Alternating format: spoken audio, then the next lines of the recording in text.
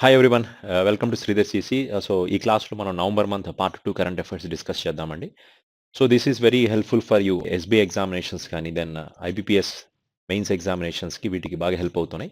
Let's see one by one question చూద్దాం. So first question should be the first point వచ్చి which country has to send a rover in 2024 to search for water on moon under the partnership with NASA. రీసెంట్‌గా NASA country వాళ్ళు నాసాతో కలిసి, so NASA అనేది US యొక్క space agency పేరు NASA. So then one of the country the answer for this question is Australia అండి. For the point ఏంటండి అంటే, so Australia country has recently collaborated with NASA. Australia country వాళ్ళు నాసాతో కలిసి ఒక అగ్రిమెంట్ చేసుకున్నారు. సో ఏంటది అంటే they want to send one rover on moon by the 2024. So in the year of 2024 Australia country want to send one rover on moon. Rover అంటే ఒక moon మీదకి ఒక రోవర్ని పంపించాలని ప్లాన్ చేస్తున్నారు. అది ఇప్పుడు 2024 సంవత్సరంలో. దేనికోసం పంపిస్తున్నారండి అంటే టు టు టు దేనికోసం అండి to search for water on moon only. So moon యొక్క ఉపరితలం మీద వాటర్ ఏదైనా ఉందా, రిసోర్సెస్ ఏమైనా ఉన్నాయా కనుక్కోవడం కోసం ఈ టైప్ ఆఫ్ రోవర్‌ని స్పేస్‌లో పంపించాలని ప్లాన్ చేస్తున్నారు. అది ఎస్పెషల్లీ మూన్ మీదకి. 2024లో ఆ రోవర్ మూన్ మీదకి ల్యాండ్ అవుతుంది. ల్యాండ్ అయిన తర్వాత అది మూన్ సర్ఫేస్ మీద తిరిగి అక్కడ మీద ఉన్న లూనార్ సాయిల్‌ని శాంపిల్స్‌ని కలెక్ట్ చేసి వాటిని టెస్ట్ చేసి దాంట్లో ఆక్సిజన్ కంటెంట్ ఎలా ఉంది, వాటర్ మాలిక్యూల్స్ ఏమైనా అక్కడ ప్రెజెన్స్‌లో ఉన్నాయా లేదా కనిపెట్టడం కోసం పంపిస్తున్నారు. This is using Australian technology. It is Australian owned rover. ఇది మొత్తం ప్రిపేర్ చేసిన ఆస్ట్రేలియా కంట్రీనే. కానీ స్పేస్‌లోకి పంపించాలి కాబట్టి మూన్ మీదకి నాసా యొక్క కొలాబరేషన్ తీసుకోవడం జరుగుతుంది. సో కాబట్టి ఆన్సర్ అయితే ఆస్ట్రేలియా కంట్రీ అవుతుంది. ఏ కంట్రీ యొక్క సపోర్ట్ తీసుకుందండి అంటే యూఎస్ కంట్రీ యొక్క స్పేస్ ఏజెన్సీ సపోర్ట్ తీసుకుంటుంది. That is NASA only. సరే, ఆస్ట్రేలియా కంట్రీ యొక్క క్యాపిటల్ కరెన్సీ తెలిసిందే. Canberra is capital and Australian dollar అని కరెన్సీగా ఉంది. స్కాట్ మారిసన్ అనే పర్సన్ ఆస్ట్రేలియాకి ప్రైమ్ మినిస్టర్‌గా ఉన్నారు. Sweden country is Stockholm is capital. Krone is currency. China is renminbi is currency of China. లేదా yuan is currency of China. Then Beijing అనేది చైనాకి క్యాపిటల్‌గా ఉన్నాయి. Austria country capital is Vienna is Austria country capital. The currency is euro. జపాన్‌కి Tokyo currency is yen అనేది జపాన్‌కి కరెన్సీగా ఉంది. క్వెషన్ అర్థమైంది కదా! So Australia country send a rover in 2024 to search for water on the moon under the partnership with NASA only. So ఇదే type of concept మన వాళ్ళు 2019లో మన చంద్రయాన్ 2 ప్రాజెక్ట్‌ని స్పేస్‌లో పంపించారు. కానీ అక్కడ ల్యాండర్, రోవర్ అనేది ఆ ప్రోగ్రామ్‌లో ఫెయిల్ అయిపోయింది. But orbiter still it is rotating throughout the moon only. So అది మనం 2019లో పంపించిన ప్రాజెక్ట్ పేరు. అది చంద్రయాన్ 2 ప్రాజెక్ట్ అవుతుంది. ఇది ఇప్పుడు ఆస్ట్రేలియా కంట్రీ వాళ్ళు పంపించే ప్రాజెక్ట్. ఇది 2024లో లాంచ్ చేయబోయే ప్రాజెక్ట్ అన్నమాట. ఓకే. సరే, నెక్స్ట్ క్వెషన్ చూడండి. Second point. So who won that is Erste Bank open title. Erste Bank open title అనేది దేంట్లో జరిగిస్తారండి అంటే ఇది టెన్నిస్ టైటిల్ అండి.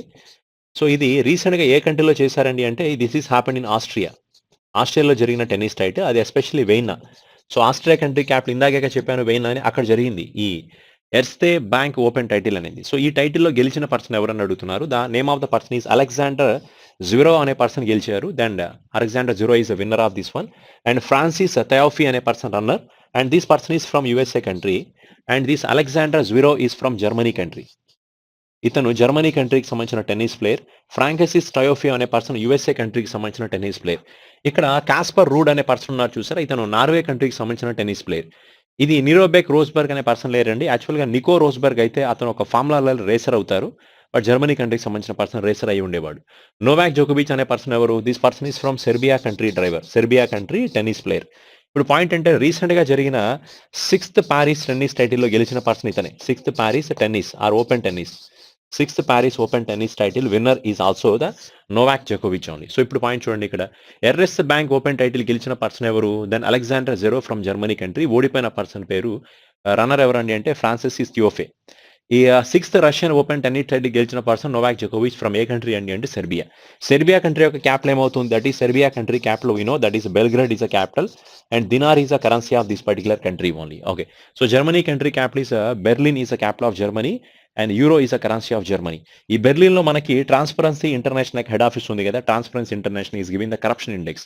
సో కరప్షన్ ఇండెక్స్‌లో మన ఇండియాకి ర్యాంక్ ఎంత అంటే 86థ్ ప్లేస్‌లో ఉన్నాం.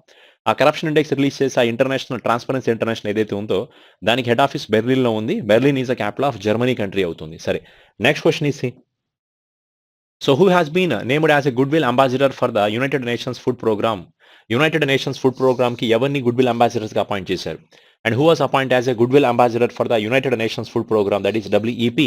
The name of the person is Daniel Bruhl అనే పర్సన్ అపాయింట్ చేశారు. Daniel Bruhl was recently appoint as a United Nations Programme that is World Food ప్రోగ్రామ్కి రీసెంట్గా గుడ్ విల్ అంబాసిడర్స్గా అపాయింట్ చేశారు.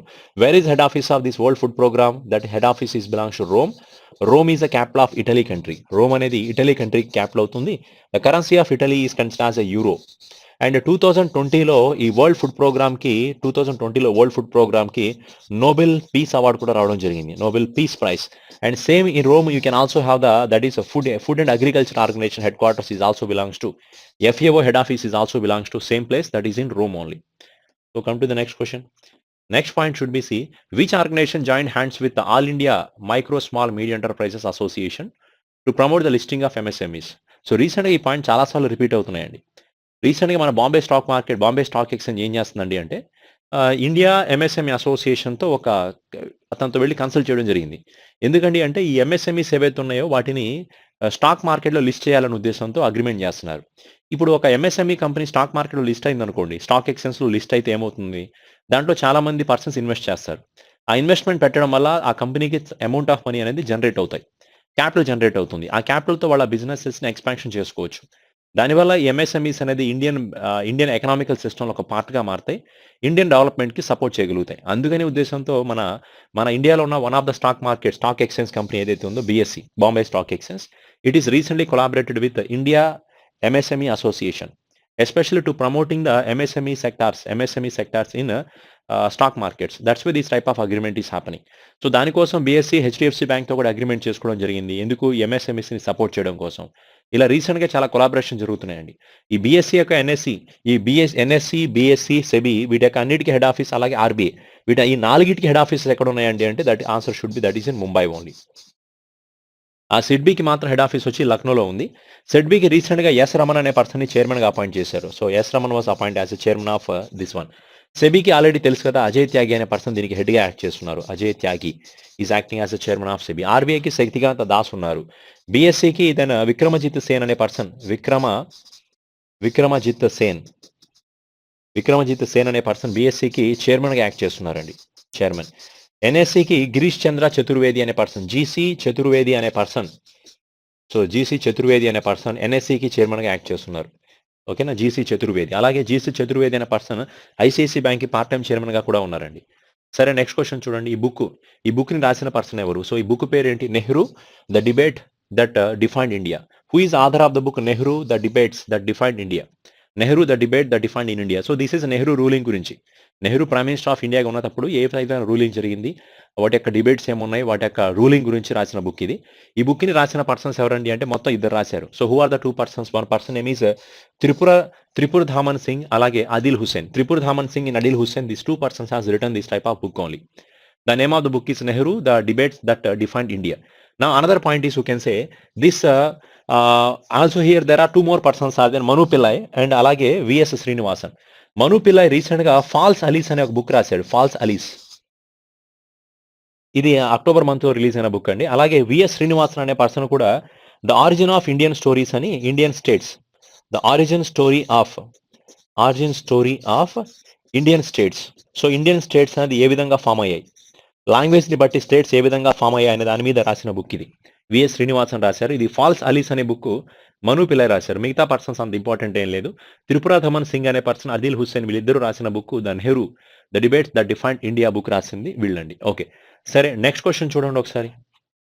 The skies in the star అనే book ని దివ్యా దత్తా అనే person రాశారు. Divya Dutta has written the book the sky in the stars. Okay, now another point is, you can say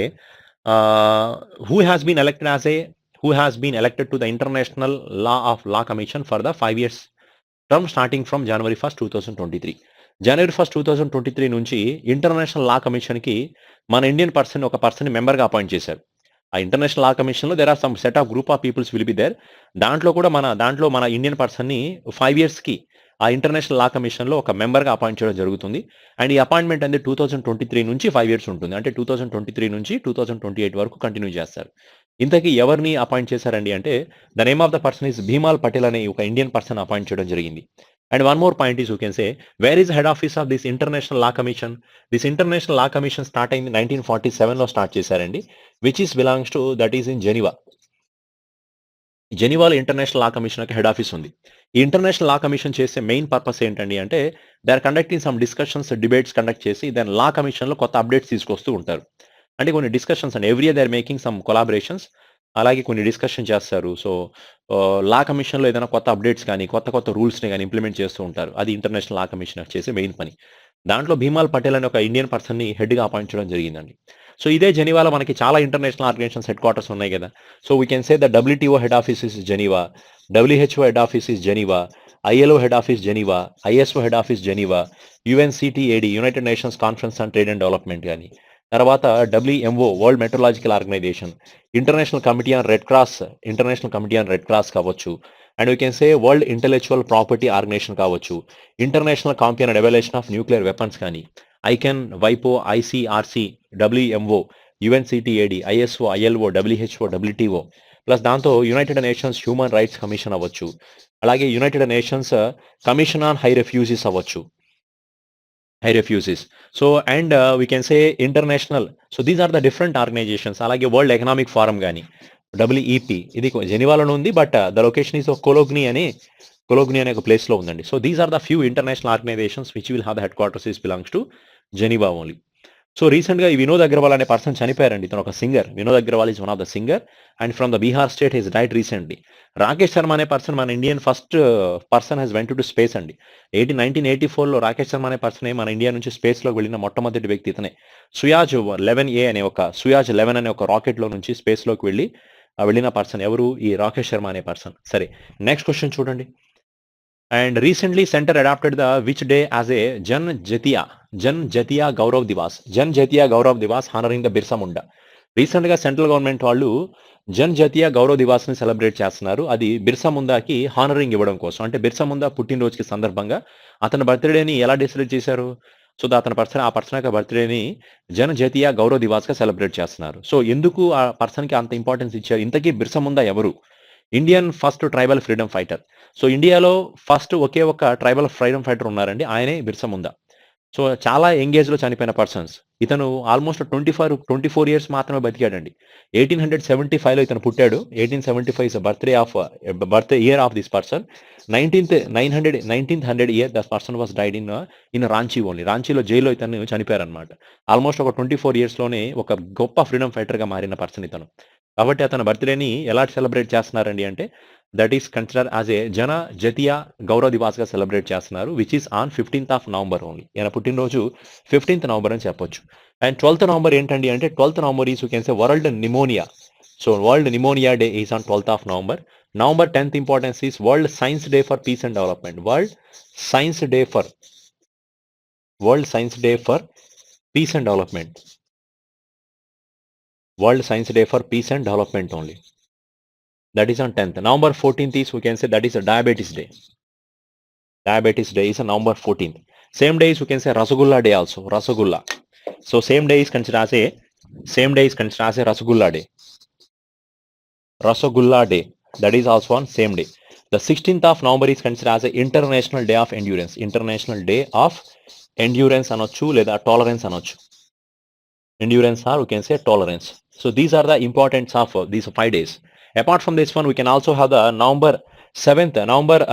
November 7th is considered as a National Cancer Awareness Day. National Cancer Day.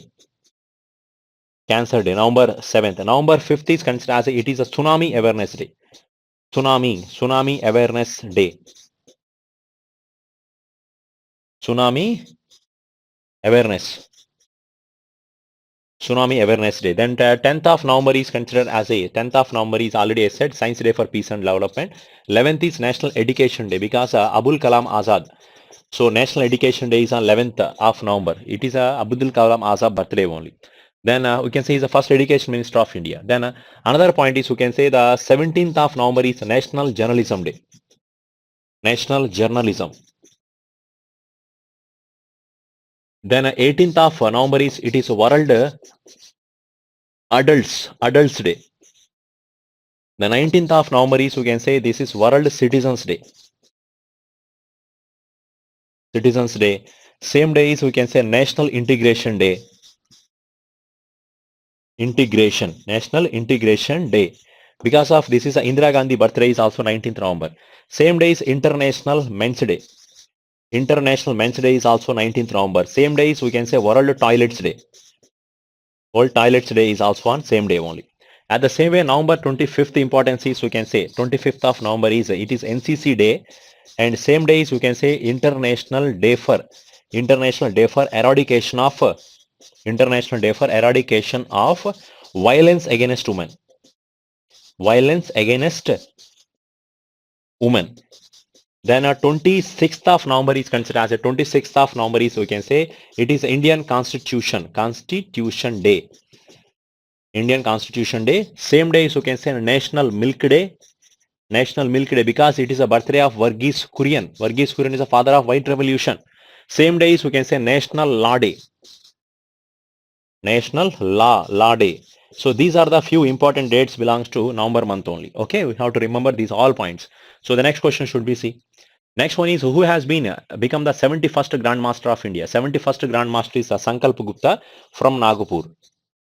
Sankalp Gupta from Nagpur is a 71st Grand Master. So Mitraba Guha is a 72nd Grand Master. 72nd Grand Master is Mitraba Guha is considered as a 71st Grand Master of India. And this person is from the West Bengal, especially from Kolkata belonging person. So we have to know about the 70th Grand Master of India. 70th Grand Master is Raja Ritvik. So Raja Ritvik is from which of the state? And he is from Telangana state, especially from Warangal only. So and who is our 21st woman Grand Master? 21st woman Grand Master name is Divya Deshmukh only. And she is a 21st woman Grand Master of India. So these are the some persons names which are recently become the Grand Master. So till now we have the total 72 Grand Masters are there. So remember the names of the persons 70, 71, 72 is very, very important. And who is the first Grand Master of India? The first Grand Master of India is Hari Krishna is the first Grand Master of India. Then come to the next question. In with which country India signed a pact to speed up innovation? Dual use technology, speed up innovations, dual use technology. The answer for this question is Israel. ఏ దేశంతో భారతదేశం వేగవంతం చేయడానికి ఒప్పందం కుదుర్చుకుంది? Innovations and dual technology. So innovation dual టెక్నాలజీలో ఏ దేశం భారతదేశంతో ఒక అగ్రిమెంట్ చేసుకుందండి అంటే దానికి ఆన్సర్ ఇజ్రాయెల్ కంట్రీ అండి. సో ఇప్పుడు దాని ఇజ్రాయెల్ కంట్రీతో ఇండియా రీసెంట్గా చాలా అగ్రిమెంట్ చేస్తుంది. రీసెంట్గా ఇండియా, ఇజ్రాయెల్, అలాగే USA, UK and then Germany, Italy, France ఈ అన్ని కంట్రీస్ కలిసి బ్లూ ఫ్లాగ్ అనే ఒక ఎయిర్ ఫోర్స్ ఎక్సర్సైజ్ చేశాయి. Blue flag air force exercise. ఈ ఎయిర్ ఫోర్స్ ఎక్సర్సైజ్ మొత్తం 7 కంట్రీస్ పార్టిసిపేట్ చేశాయి దాంట్లో. ఇండియా, ఇజ్రాయెల్ ఒకటి, సో యుఎస్ఏ, యూకే కంట్రీ ఒకటి, జర్మనీ కంట్రీ, ఇటలీ, ఫ్రాన్స్ 1, 2, 3, 4, 5 ఈ 5 ప్లస్ ఇండియా అండ్ ఇజ్రాయెల్ మొత్తం 7 కంట్రీస్ కలిసి బ్లూ ఫ్లాగ్ అని ఒక ఎయిర్ ఫోర్స్ ఎక్సర్సైజ్ చేశారు. అలాగే ఇండియా అండ్ ఇజ్రాయెల్ కంట్రీస్ కలిసి ఒక 15th joint economic cooperation meeting conduct చేస్తున్నారు. అంటే ఇది ఒక 10 years పాటు, రాబోయే 10 years లో డిఫెన్స్ సెక్టార్లో ఒక రోడ్ మ్యాప్ క్రియేట్ చేస్తున్నారు. డిఫెన్స్ సెక్టార్స్లో 2 కంట్రీస్ కలిసి మన కంట్రీ వాళ్ళ దేశానికి డిఫెన్స్లో సపోర్ట్ చేస్తున్నట్లు, వాళ్ళ కంట్రీ మనకి డిఫెన్స్లో సపోర్ట్ చేసే విధంగా 10 years అగ్రిమెంట్ చేసుకున్నారనమాట. ఇది జాయింట్ ఎకనామిక్ కోఆపరేషన్ అగ్రిమెంట్ అనొచ్చు. సో ఇది ఇండియాకిను ఇజ్రాయెల్కి మధ్యలో జరిగిన ఒక 15th అగ్రిమెంట్ అనమాట. అది ఇండియాకి ఇజ్రాయెల్కి మధ్యలో రీసెంట్గానే జరిగాయి. సో కాబట్టి ఇప్పుడు స్పీడ్ అప్ ద ఇన్నోవేషన్స్, అలాగే టెక్నాలజీస్, డ్యూయల్ యూస్ ఆఫ్ టెక్నాలజీని యూస్ చేయాలనే ఉద్దేశంతో ఈ 2 కంట్రీస్ కలిసి అగ్రిమెంట్ చేసుకుంటున్నాయి, India and Israel country. So we know the remember the name capital of Israel country is Jerusalem అనేది క్యాపిటల్ గా ఉంది. Shekel is a currency of Israel countries. So remaining అన్ని కంట్రీస్ కి క్యాపిటల్ కరెన్సీస్ మనకు తెలిసిందే. Iran కి Tehran అనేది capital గా ఉంది. RIAL రియాల్ అనేది కరెన్సీస్ గా ఉన్నాయి. జపాన్ ఆల్రెడీ ఇందాక చెప్పిందే. కెనడా కూడా తెలుసు, ఒటావా is the capital, Canadian dollar. USA గురించి మళ్ళీ చెప్పాల్సిన పని లేదు కదండి. So USA is very simple. So Washington DC dollar. Next question should be, tell me, which Indian city was included in UNESCO's Creative Cities Network 2021 under Craft Folk Art category? Recently, UNESCO has released one report. The report name is UNESCO Creative Cities Network report. UNESCO's Creative Cities Network report 2021, which is the report released by UNESCO. UNESCO is one of the international organization that is released this particular report. So, tell me which of the Indian city is recently included in the UNESCO Creative Heritage Network 2021. The city is considered as Srinagar. Especially Srinagar city has got this ranking in this particular category. That category is a craft and folk art category. So this UNESCO Creative Cities Network, UNESCO's Creative Cities Network will focusing on the total 7 categories. What are the 7 categories are there? One category name is that is considered as what is that one? Craft, CRAFT, comma, folk art. This is one category. Second category name is media art. Media art is the second category. Third one is considered as a films category. Then next one is a design category, and gastronomy is one of the category. Gastronomy is one category. Then music is a category. So then craft, folk art, media art, films, designs, gastronomy, music, and literature. These are the total 7 categories are there. Literature. So out of the 7 category, the one of the categories is craft and folk art. So Srinagar has got a award, especially craft and folk art category. This is a part of Creative Art Network only. So total till now, the India, how many cities is included in the creative cities network? ఇప్పటి వరకు ఎన్ని Indian సిటీస్ని దీంట్లో include చేశారండి అంటే మొత్తం ఒక 6 Indian సిటీస్కి rankings ఇచ్చారు. యాక్చువల్గా ఈ రిపోర్ట్ యునెస్కో వాళ్ళు 2005 నుంచి రిలీజ్ చేస్తున్నారు. 2005 నుంచి ఈ రిపోర్ట్ రిలీజ్ చేస్తున్నారండి. ఇప్పటి వరకు మన ఇండియాలో మొత్తం 6 సిటీస్ని ఈ దేంట్లో ఇంక్లూడ్ చేశారండి? క్రియేటివ్ సిటీస్ నెట్వర్క్ ర్యాంకింగ్స్లో ఇంక్లూడ్ చేశారు. ఆ 6 సిటీస్లో ఏ సిటీస్ ఉన్నాయండి అంటే వన్ ఆఫ్ ద సిటీ వచ్చి ముంబై ఉంది. ముంబై తర్వాత ద నెక్స్ట్ వన్ ఈజ్ మన దెన్ చెన్నై సిటీ, తర్వాత లైక్ హైదరాబాద్ ఒకటి, దెన్ 4th వన్ వచ్చేటప్పటికి దెన్ వారణాసి, 5th జైపూర్ అనమాట, జైపూర్. ఇప్పుడు 6th శ్రీనగర్. ఇప్పటి వరకు మన ఈ క్రియేటివ్ ఆర్ట్ కేటగిరీస్లో మొత్తం ఒక 6 సిటీసే ఉన్నాయి. దాంట్లో రీసెంట్గా శ్రీనగర్ని 6th సిటీగా ఇంక్లూడ్ చేశారు. ఈ జైపూర్ శ్రీనగర్ ఈ రెండింటికి దేంట్లో ఏ కేటగిరీలో అవార్డ్స్ ఇచ్చారండి అంటే జైపూర్కి శ్రీనగర్కి రెండింటికి కూడా క్రాఫ్ట్ అండ్ ఫోల్క్ కేటగిరీలో ఇవ్వడం జరిగింది. అంటే క్రాఫ్ట్ అండ్ ఫోల్క్ కేటగిరీలో ఫస్ట్ ఏ సిటీకి అవార్డు ఇచ్చారండి అంటే జైపూర్ సిటీకి ఇవ్వడం జరిగింది. తర్వాత శ్రీనగర్ సిటీకి ఇచ్చారండి. జైపూర్ సిటీకి ఈ అవార్డు 2005లో ప్రజెంట్ చేశారు, 2015లో ఇచ్చారు. ఇప్పుడు 2021లో శ్రీనగర్ సిటీకి ఇవ్వడం జరిగింది. ఈ మ్యూజిక్లో ఎస్పెషల్లీ మ్యూజిక్లో వారణాసి సిటీకి ప్రజెంట్ చేశారండి. గ్యాస్ట్రోనమీ 2019లో గ్యాస్ట్రోనమీలో హైదరాబాద్ సిటీకి ఇచ్చారు. Chennai city is also won the award. Chennai సిటీకి కూడా మ్యూజిక్లోనే ప్రొవైడ్ చేశారండి. Chennai city is in the year of 2017లో ఇచ్చారు చెన్నై సిటీకి. ముంబై సిటీకి 2019లో that one especially for the film కేటగిరీలో ముంబై సిటీకి ప్రొవైడ్ చేశారు. ఫిల్మ్ కేటగిరీలో ముంబైకి, మ్యూజిక్ కేటగిరీలో 2017లో చెన్నైకి ఇచ్చారు. గ్యాస్ట్రోనమీలో 2019లో హైదరాబాద్ సిటీకి, వారణాసికి మ్యూజిక్లో ఇవ్వడం జరిగింది, విచ్ ఈజ్ ఇన్ 2015లో ప్రజెంట్ చేశారు వారణాసికి. జైపూర్ కూడా 2015లో ఏ ఫీల్డ్లో ఇచ్చారు? క్రాఫ్ట్ అండ్ ఫోర్క్ ఆర్ట్ కేటగిరీలో ప్రజెంట్ చేశారు. ఇప్పుడు శ్రీనగర్లో 2021లో శ్రీనగర్కి అది కూడా క్రాఫ్ట్ అండ్ ఫోల్క్ ఆర్ట్ కేటగిరీలో ప్రజెంట్ చేశారు. అంటే ఎగ్జామినేషన్లో మిమ్మల్ని అడగవచ్చు, క్రాఫ్ట్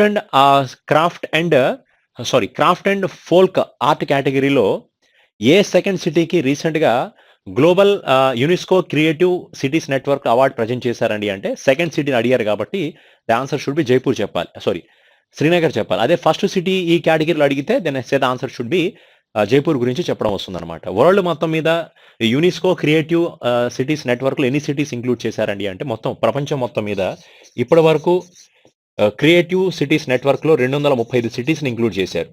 235 సిటీస్ అంటాం. దాంట్లో మన ఇండియాలో మొత్తం ఒక 6 సిటీస్ని ప్రజెంట్ చేయడం జరిగిందండి.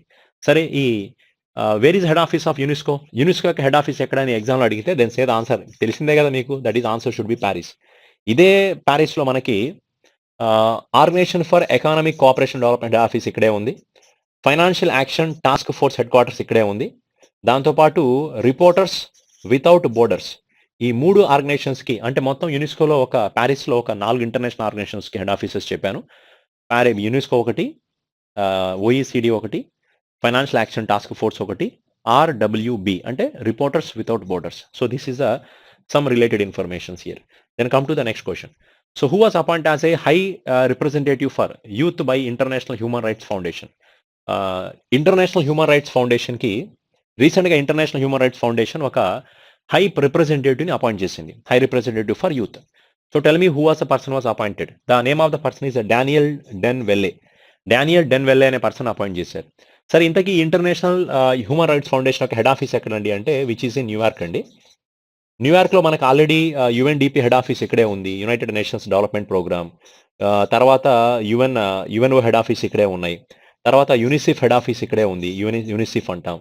So these are the few organizations. అలాగే S&P Standard and Poor international organization కానీ, Fitch one of the international organization, S&P, Moody, MOODY, Moody international organizations కానీ, సో అలాగే యునైటెడ్ నేషన్ జనరల్ అసెంబ్లీ కానీ, యునైటెడ్ నేషన్స్ సెక్యూరిటీ కౌన్సిల్ కానీ, UNSC, వీటన్నిటికీ head office న్యూయార్క్లోనే ఉన్నాయి. ఇప్పుడు రీసెంట్గా న్యూయార్క్ ఆర్గనైజేషన్ ఏదైతే ఉందో ఇంటర్నేషనల్ హ్యూమన్ రైట్స్ ఫౌండేషన్కి ఒక పర్సన్ని హై రిప్రజెంటేటివ్గా అపాయింట్ చేశారు. The name of the person is Daniel Den Welle అనే పర్సన్ని అపాయింట్ చేయడం జరిగిందండి.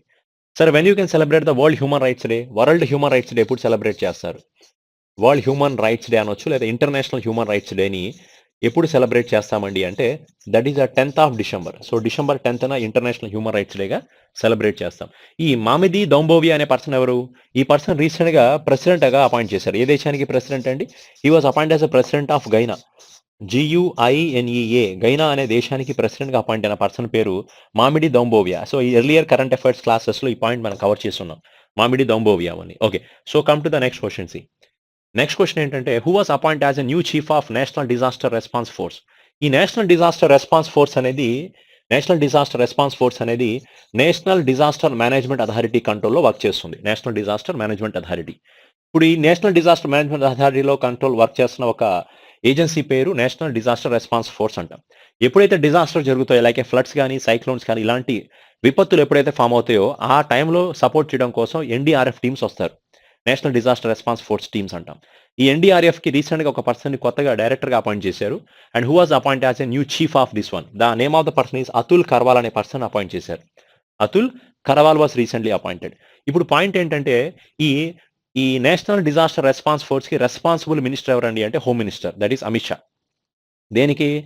నేషనల్ డిజాస్టర్ రెస్పాన్స్ ఫోర్స్ గురించి చెప్తున్నాను, నేషనల్ డిజాస్టర్ మేనేజ్మెంట్ అథారిటీ గురించి చెప్పలేదు నేను. సరే, ఇప్పుడు క్వశ్చన్ ఏంటంటే, నేషనల్ డిజాస్టర్ మేనేజ్మెంట్ అథారిటీకి చైర్మన్గా ఎవరు యాక్ట్ చేస్తున్నారు? Who is acting as a chairman of NDMA?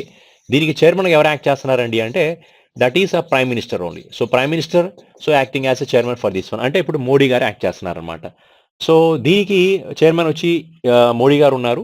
National disaster response ఫోర్స్ని handle చేయడానికి మినిస్టర్ కింద అమిత్ షా యాక్ట్ చేస్తున్నారు. చైర్మన్గా రీసెంట్గా చీఫ్ అతుల్ కర్వాల్ అనే పర్సన్ అపాయింట్ చేశారు. ఈ రజనీష్ కుమార్ అనే పర్సన్ ఎవరు? ఇతను ఇంతకుముందు స్టేట్ బ్యాంక్ ఆఫ్ ఇండియాకి ఎక్స్ చైర్మన్గా ఉన్న పర్సన్ రజనీష్ కుమార్. ఇతను ఇప్పుడు భారత్ పేకి చైర్మన్గా ఉన్నాడు. భారత్ పేకి చైర్మన్గా యాక్ట్ చేస్తున్నారు. దాంతోపాటు HSBC బ్యాంక్కి ఇండిపెండెంట్ డైరెక్టర్గా కూడా ఉన్నారు. Independent director. ఇతను రీసెంట్గా ఈ కస్టోడియన్ ఆఫ్ బ్యాంకర్ మెమోరియల్ అని ఒక బుక్ రాశాడు. Custodian of A bankers memorial. Custodian of banker memorial అనే బుక్ రాసింది ఎవరండి అంటే రజనీష్ కుమార్ అండి. సో కరెంట్ బ్యాంకింగ్ సిస్టమ్ ఎలా ఉందో దాని మీద రాసిన బుక్ అనమాట. Custodian of bankers memorial, Rajnish Kumar only. Okay, next question should be, what is India's rank అయిన global drugs policy index? Global drugs policy ఇండెక్స్లో ఇండియా ర్యాంక్ ఎంత అంటే that is 18th. Drugs using related issues, the India rank is 18th place. ఈ report మొత్తం ఒక 30 కంట్రీస్లో release చేశారు. మొత్తం ఒక 30 కంపెనీస్ని సర్వే చేసి రిలీజ్ చేశారు. ఫస్ట్ ప్లేస్లో నార్వే కంట్రీ ఫస్ట్ ప్లేస్లో ఉందండి. అంటే 30th ప్లేస్ అంటే లాస్ట్ ప్లేస్ కదా. సో లాస్ట్ ప్లేస్లో బ్రెజిల్ కంట్రీ వాళ్ళు ఉన్నారు. మనమైతే ఈ డ్రగ్స్ యూజింగ్లో మన ఇండియా యొక్క ర్యాంక్ ఎంత అండి అంటే గ్లోబల్ డ్రగ్స్ పాలసీలో ఇండియా ర్యాంక్ వచ్చి 18th ప్లేస్ అన్నాం. ఇందాక మీకు 2021లో జనవరి మంత్లో కరప్షన్ ఇండెక్స్ రిపోర్ట్ రిలీజ్ చేశారు. దాని ప్రకారం మన ఇండియాకి ర్యాంక్ వచ్చి 86th ప్లేస్లో ఉంది. అలాగే రీసెంట్గా global hunger index report release చేశారు. గ్లోబల్ హంగర్ ఇండెక్స్ రిపోర్ట్లో ఇండియాకు ర్యాంక్ వచ్చి 90th ప్లేస్లో, 90 కాదు 101th ప్లేస్లో ఉన్నాం. 101. అదే ఫీఫా రిలీజ్ చేసిన ర్యాంకింగ్స్లో ఇండియా ర్యాంక్ వచ్చి 106th ఉంది. హెన్లీ పాస్పోర్ట్ ఇండెక్స్ ఇండియాలో ఇండియా యొక్క ర్యాంక్ వచ్చి that is we are in 90th place. 90th ప్లేస్లో ఉన్నాం. సో అలాగే and world food security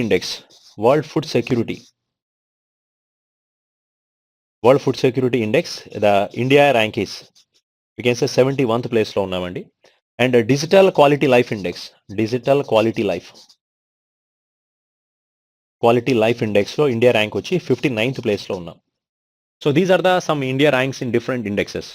so మన హెన్లీ పాస్పోర్ట్ ఇండెక్స్లో ఫస్ట్ ప్లేస్లో జపాన్ కంట్రీస్, సింగపూర్ కంట్రీస్ ఉన్నాయి. ఆ కంట్రీస్ పాస్పోర్ట్ ఉంటే ఆల్మోస్ట్ మీరు 192 కంట్రీస్కి వీసా లేకుండా వెళ్ళొచ్చు అనమాట. వీసా ఫ్రీగా వెళ్ళొచ్చు. అదే మన కంట్రీ పాస్‌పోర్ట్ గనక ఉందనుకోండి, వి కెన్ గో ఆల్‌మోస్ట్ ఎన్ని కంట్రీస్‌కి వెళ్ళొచ్చండి అంటే, ఒక 58 కంట్రీస్‌కి వెళ్ళొచ్చు. మన కంట్రీ 90థ్ ప్లేస్‌లో ఉన్నాం గదా! మనతో పాటు తజికిస్తాన్ కంట్రీ వాళ్ళు కూడా 90థ్ ప్లేస్‌లోనే ఉన్నారు. బుర్కినా ఫెసో కంట్రీ కూడా 90థ్ ప్లేస్‌లోనే ఉన్నాయి. సరే ఫీఫా ర్యాంకింగ్స్‌లో మనం ఏ ర్యాంక్‌లో ఉన్నామండి అంటే 106 ప్లేస్‌లో మనం ఉన్నాం. గ్లోబల్ 100 ఇండెక్స్‌లో India rank should be 101th అండి. సో అలాగే డిజిటల్ క్వాలిటీ ఆఫ్ లైఫ్ ఇండెక్స్‌లో ఇండియా ర్యాంక్ ఎంత అండి అంటే we can say that is 59th place అవుతుంది. So come to the next question. And Daniel Ortega అనే పర్సన్ ఏ దేశానికి కొత్తగా ప్రెసిడెంట్‌గా అపాయింట్ అయ్యారు? He was appoint as a president of Nicaragua. So Nicaragua కంట్రీకి అపాయింట్ అయిన కొత్త ప్రెసిడెంట్ పేరేంటండి అంటే డానియల్ ఒర్టెగా అనే పర్సన్ అపాయింట్ చేశారు. సో నికర్గువా కంట్రీ యొక్క క్యాపిటల్ వచ్చేటప్పటికి Managua is a capital of Managua is a capital of this country. Seychelles యొక్క క్యాపిటల్ ఏంటి? Victoria is a Seychelles country capital. South ఆఫ్రికాకి 3 క్యాపిటల్స్ ఉన్నాయి. ప్రిటోరియా ఒకటి, Bloemfontein ఒకటి and one more capital is Cape Town. Then Maldives country capital Male అనేది capital అవుతుంది. I mean Kenya country capital Nairobi అనేది Kenya కంట్రీకి క్యాపిటల్‌గా ఉంది. ఇక్కడ నికర్గువా కంట్రీ క్యాపిటల్ ఏంటంటే Managua is considered as a capital of this one టీ. And Nicaragua is one of the central American country. అంటే ఎస్పెషల్లీ నార్త్ అమెరికన్ కంట్రీ అవుతుంది ఈ నికర్గువా అనేది. ఓకేనా? సరే next question should be C.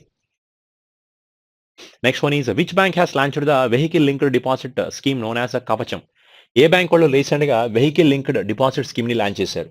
దాని పేరేంటండి అంటే కవచం అని పేరు పెట్టారు. కవచం. అంటే deposit vaccine linked deposit scheme అంటే ఏంటి? అంటే ఏ పర్సన్ అయితే వాక్సిన్ తీసుకొని ఉంటారో వాళ్ళకి వాళ్ళు చేసే డిపాజిట్స్ మీద రేట్ ఆఫ్ ఇంట్రెస్ట్ అనేది కొంచెం ఎక్కువ ఆఫర్ చేస్తామని చెప్పి ఒక అనౌన్స్‌మెంట్ ఇచ్చారు. ఆ ప్రోగ్రామ్‌కి కవచం అని పేరు పెట్టారు. ఎందుకంటే అంటే చాలా మంది పర్సన్స్‌ని వాక్సిన్ తీసుకోవడానికి ఎంకరేజ్ చేయడం కోసం ఇది ఈ ప్రోగ్రామ్ స్టార్ట్ చేశారు. సో ఇంతకీ ఏ బ్యాంక్ వాళ్ళు స్టార్ట్ చేశారు? అది కేరళ గ్రామీణ బ్యాంక్ స్టార్ట్ చేసిందండి. ఇదొక రీజనల్ రూరల్ బ్యాంక్ అనమాట. ఆర్ఆర్‌బీ అంటాం. సో, ఆ బ్యాంక్ వాళ్ళు రీసెంట్‌గా ఈ ప్రోగ్రామ్‌ని స్టార్ట్ చేశారు. ఎందుకోసం అండి? ఏంటంటే ఏం లేదు. ఆ పబ్లిక్ చాలా మంది వాక్సిన్ తీసుకోవట్లేదనే ఉద్దేశ్యంతో వాక్సిన్ తీసుకుంటే వాళ్ళని ఎంకరేజ్ చేయడం కోసం. వాక్సిన్ తీసుకోవాలని చెప్పడం కోసం, మీరు వాక్సిన్ తీసుకొని గనక బ్యాంక్‌లో డిపాజిట్ చేస్తే, మీరు డిపాజిట్ చేసిన దాని మీద రేట్ ఆఫ్ ఇంట్రెస్ట్ కొంచెం ఎక్కువ ఆఫర్ చేస్తాం అని చెప్పారు. సో, ఇది కొంచెం క్యూరియాసిటీ క్రియేట్ చేయడం అనమాట వాళ్ళకి. సో, దాని మీదనే ఇంకా ఎక్కువ మంది వాక్సినేషన్ తీసుకుంటారనే ఉద్దేశ్యంతో లాంచ్ చేశారు. అందుకే దీన్ని వాక్సిన్ లింక్డ్ డిపాజిట్ స్కీమ్ అని పెట్టారు. Saving account that is Kerala Gramin bank వాళ్ళు స్టార్ట్ చేశారండి. ఓకే. సరే నెక్స్ట్ క్వెషన్ చూడండి. Recently RBI imposed the several restrictions on Babaji Date Mahila Sarkari bank included capping withdrawal at 5,000 for customers amid deteriorations in the lenders financial position it is situated in which state? Answer వచ్చి మహారాష్ట్ర. అంటే ఈ బాబాజీ దాతే మహిళా సహకారి bank అనేది ఏ స్టేట్‌లో ఉందనేది question అన్నమాట. ఈ బాబాజీ మహిళా సహకారి బ్యాంక్ వచ్చేటప్పటికి మహారాష్ట్ర స్టేట్‌లో ఉంది. ఇప్పుడు పాయింట్ ఏంటండి అంటే ఈ బ్యాంక్ మీద రీసెంట్‌గా ఆర్‌బీఐ కొన్ని రిస్ట్రిక్షన్స్ ఇంపోజ్ చేసింది. దాంట్లో ఒక రిస్ట్రిక్షన్ ఏంటి? ఆ బ్యాంక్‌లో ఉన్న కస్టమర్ రోజుకి 5,000 కంటే ఎక్కువ విత్‌డ్రా చేయకూడదని రూల్ పెట్టింది. ఎందుకు? ఆ బ్యాంక్ మీద ఆర్‌బీఐ మొరటోరియం ఇంపోజ్ చేసింది. Because the bank has not fulfilling the sum liquidation norms. RBI చెప్పిన కొన్ని లిక్విడిటీ నార్మ్స్‌ని ఆ బ్యాంక్ మెయింటైన్ చేయట్లేదు కాబట్టి, the bank is in critical phase.